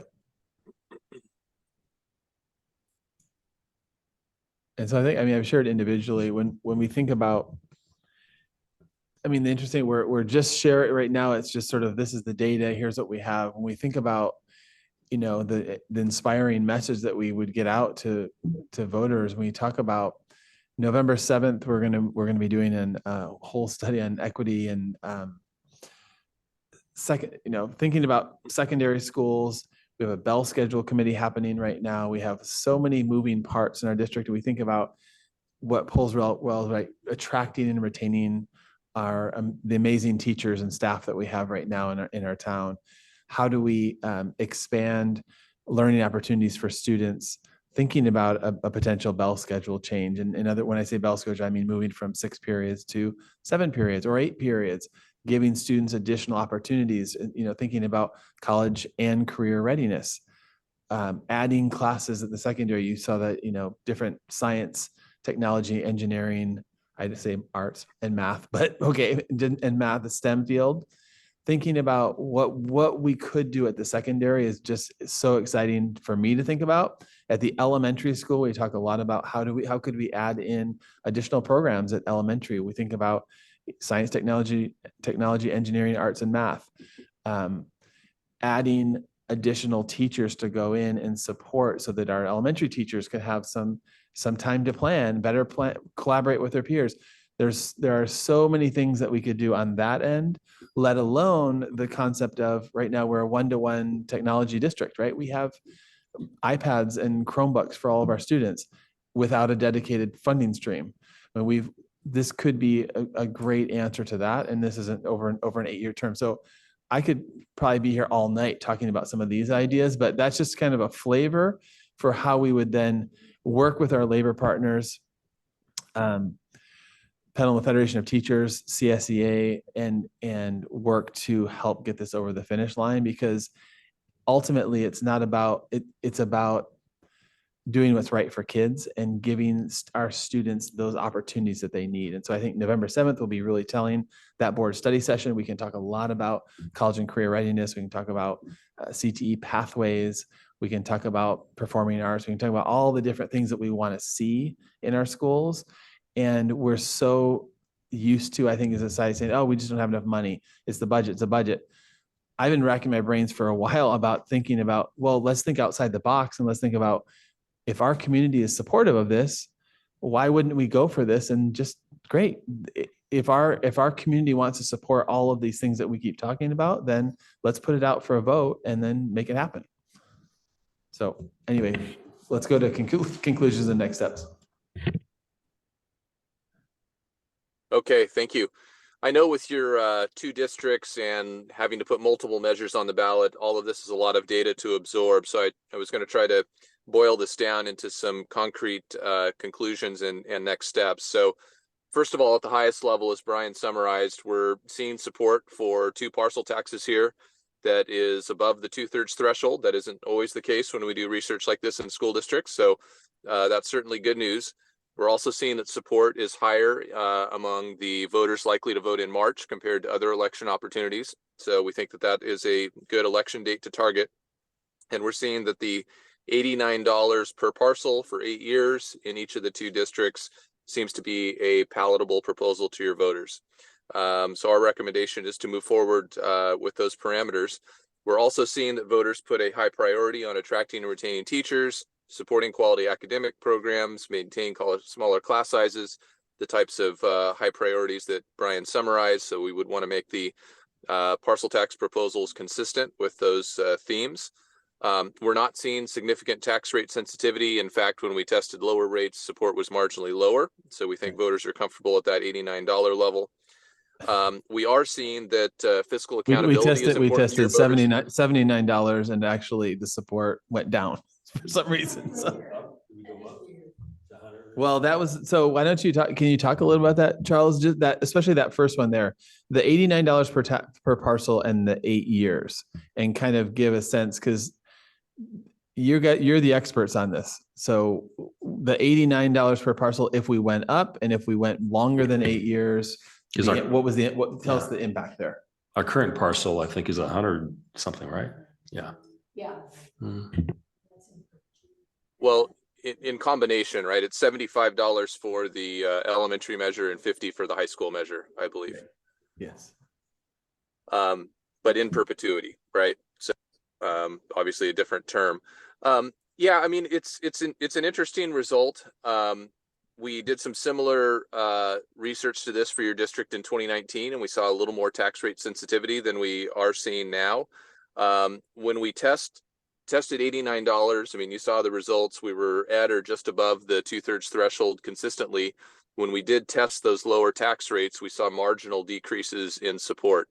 And I think what that's attributable to is that voters are comfortable at the $89 level, and there's a small number of voters that when we reduce the amount, it actually turns them off. They want more.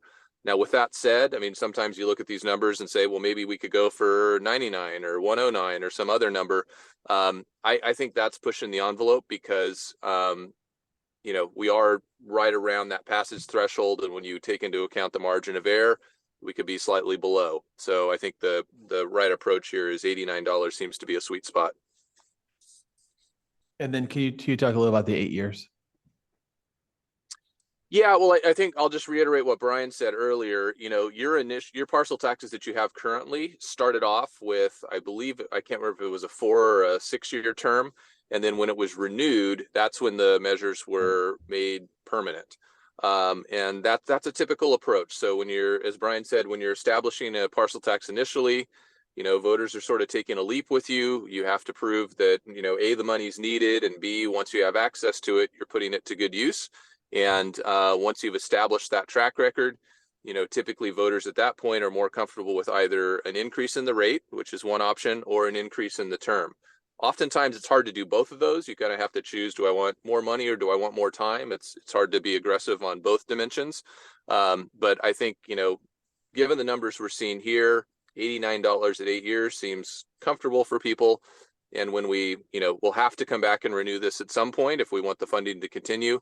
And that would be the point to look at a longer term. Thank you. Okay. So I want to emphasize that, you know, these are good numbers. We're looking at similar data for school districts all over California right now, and these are more positive than we're seeing in some other places, which is good. That's a testament to the trust the community has in your district.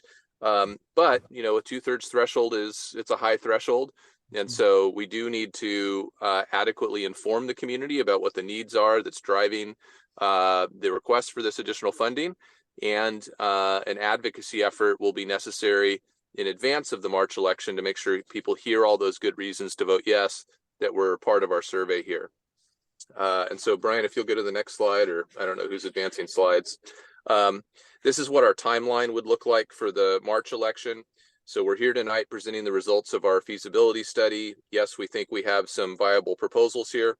Our next step is to work quickly to communicate some information to the public from the school district saying, you know, we've identified these budget needs, these opportunities, and here's a proposal that would help address those. Educate and inform the public about how the funds would be used and what they would be asked to vote on next March. While we're doing that, we would also be working to develop the measure for the ballot. The deadline to qualify for the March ballot is December 8th. So we would likely be looking at bringing back resolutions to place these measures on the ballot at your November 14th meeting. Once the board adopts those resolutions calling for the election, at that point, the district has to step into the background because no public funds can be used to advocate for the passage of these parcel tax measures.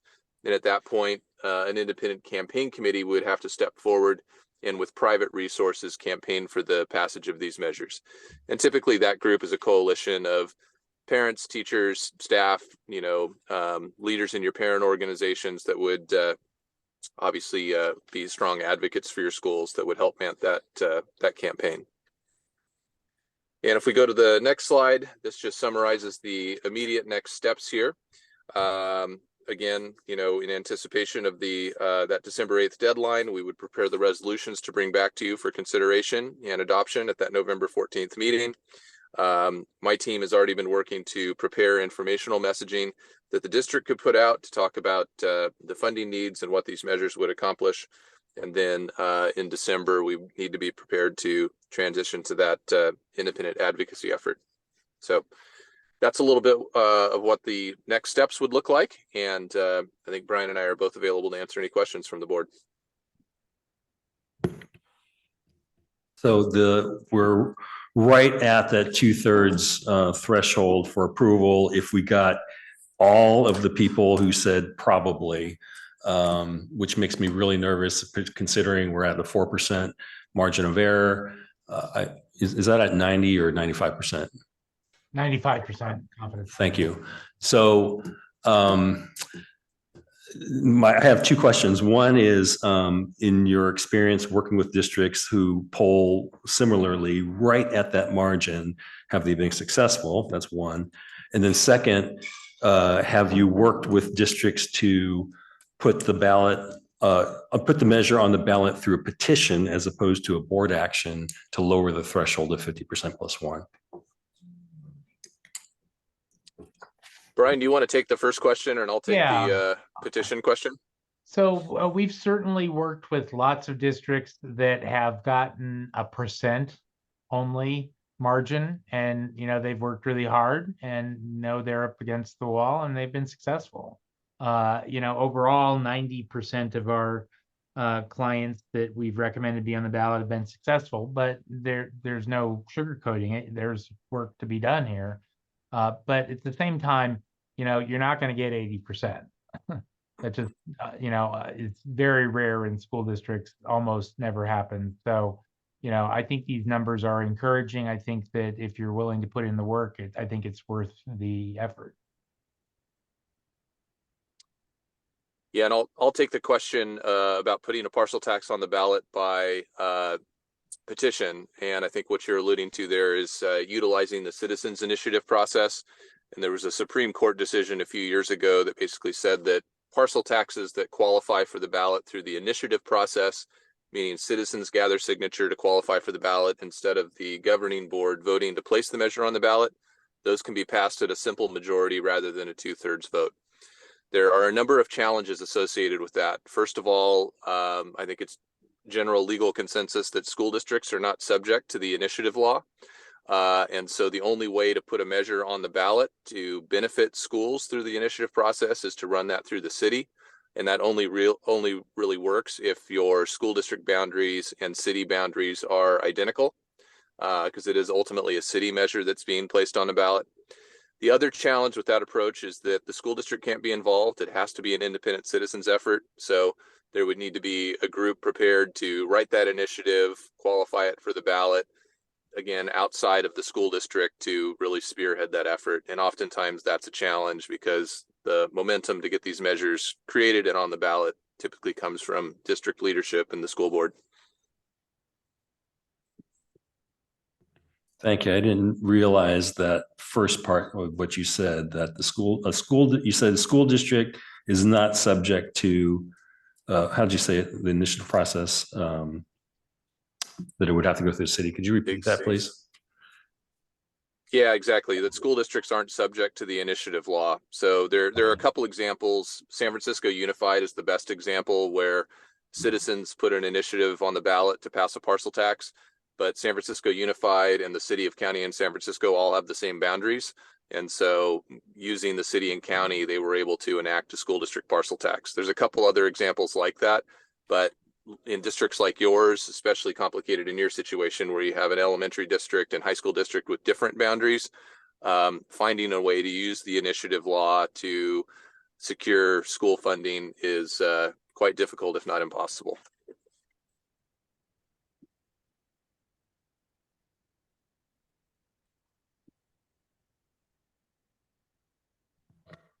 Do you guys have any questions?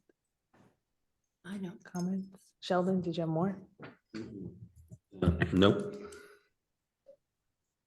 Matthew? Thank you. It was Yeah. very comprehensive and understandable. Yes. So just building on our next steps, I know that we've been working on a what it would look like. Up until this point, we have until December, well, really until the board adopts the ballot resolution, and then we're not advocating. We can give out facts, but any sort of group that's going to work to help push this forward has to meet, not on district property or district time, district resources, et cetera, et cetera. Can you just go over that process one more time?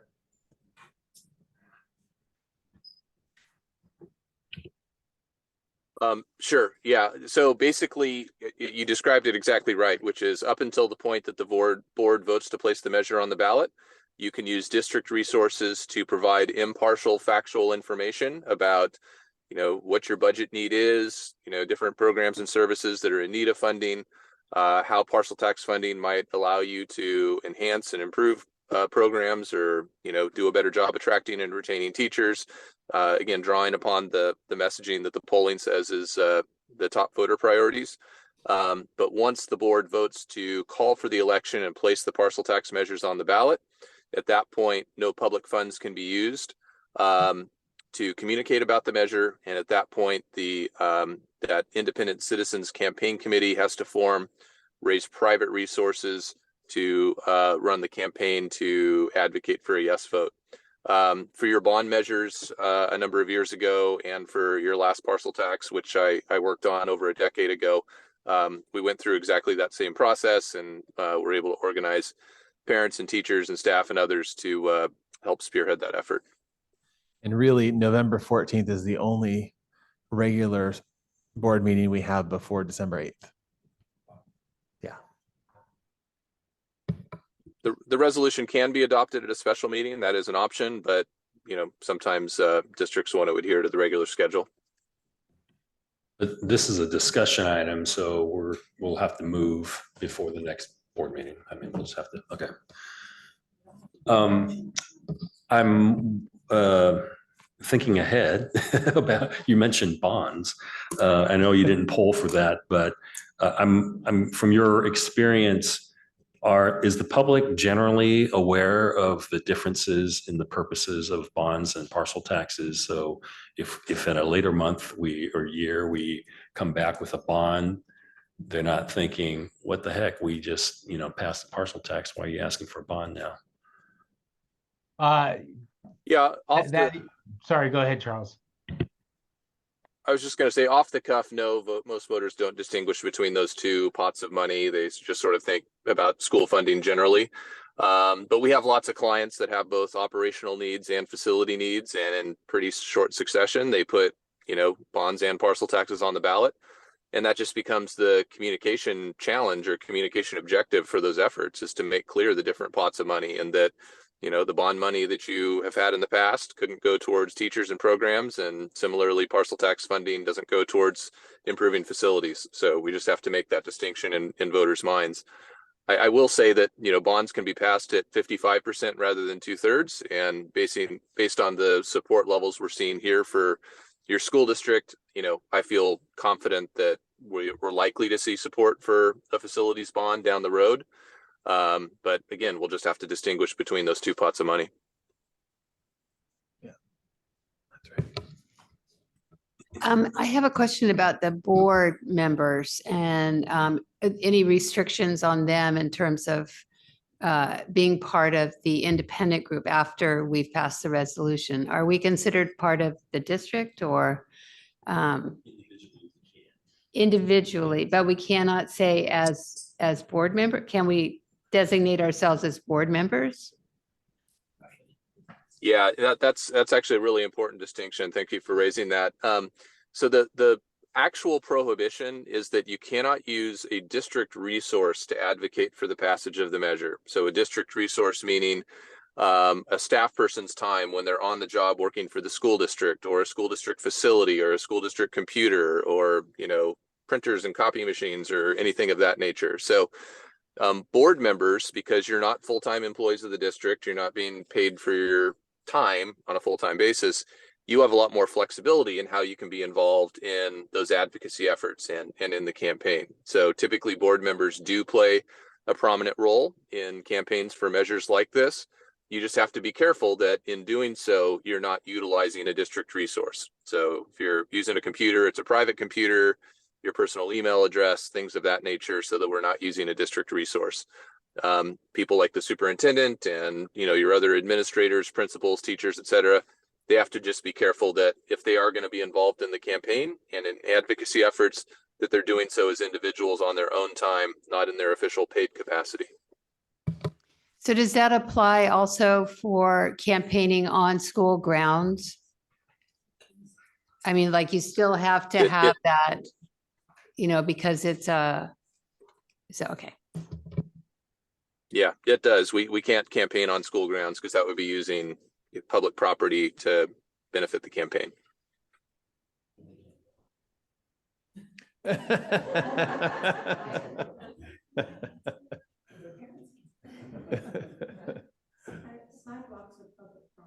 True. And parents aren't paid. Right. Parents are definitely not paid.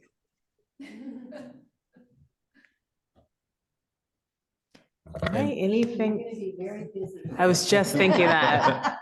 Any other questions? But I mean, I think we have, I think the good news is that this is a very viable option for us. We are going to need to put in some blood, sweat, and tears and to help and push this over the finish line.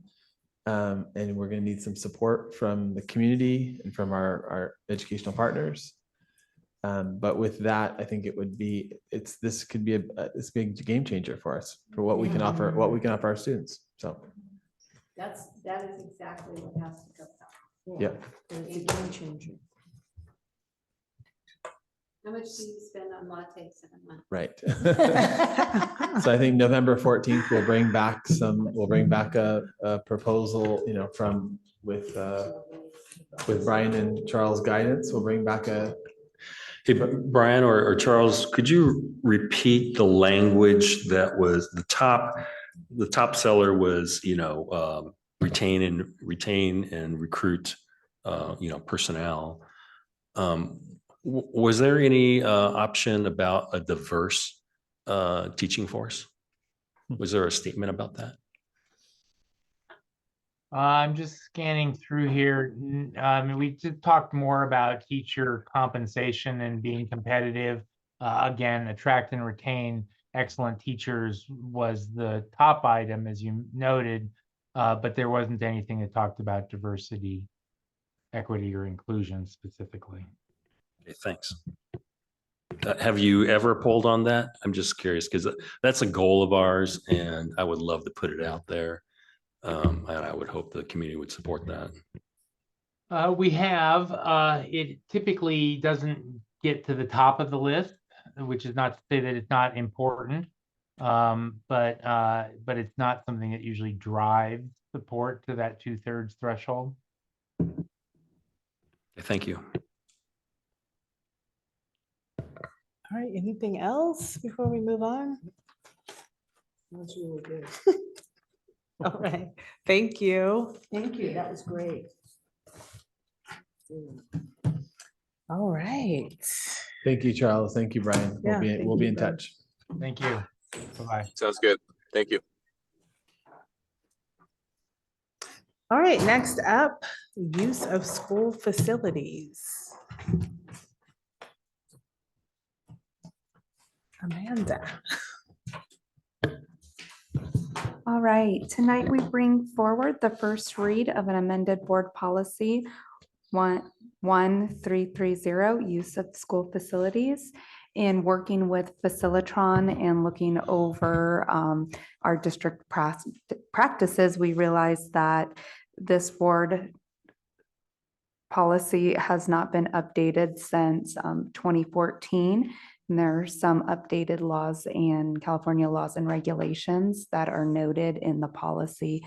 The only other thing that I want to point out is it does add information about capital facility usage. So if we charge direct capital facilities uses, those do need to be used to maintain our facilities, which I think is a good practice. And it also verifies that we cannot, facility rentals cannot be at the district's expense, which is our current practice. So this will come back next week with an exhibit that will show what we would like not next board meeting, sorry, what we would like to increase our facility use fees to. And we are doing a comprehensive study for other school districts in the area to see what other districts are charging. Anyone have any questions? No? Yeah, thank you. All right.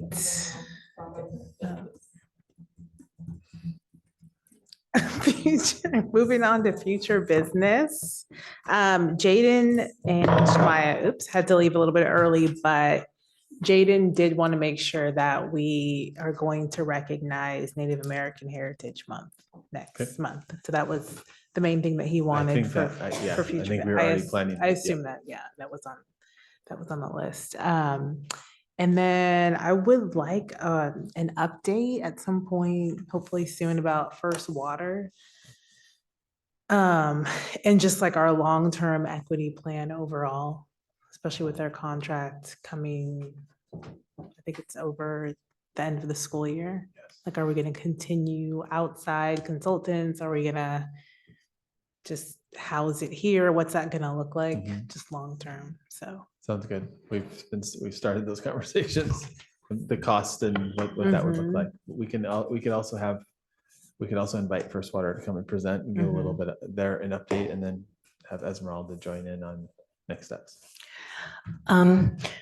Looking over the list of graduations and promotions, and we don't have lists of open houses yet, but I was wondering if we could have a chart similar to what we did for office hours, because I think it's really important to have at least one board member at promotions and graduations and open houses. Sure. So if we had a chart, we could sign up and then we'd know. Great idea. And I also continue to do the Google invite, so you have it. Yeah. And for the graduations and promotions, we do not have to just have two. All of us can go, right? We're not restricted. Okay. Correct. I think Ellen just want to make sure that we have representation at each one, yeah. Yeah. We're not conducting business. You're just going to celebrate. Yeah. Yes.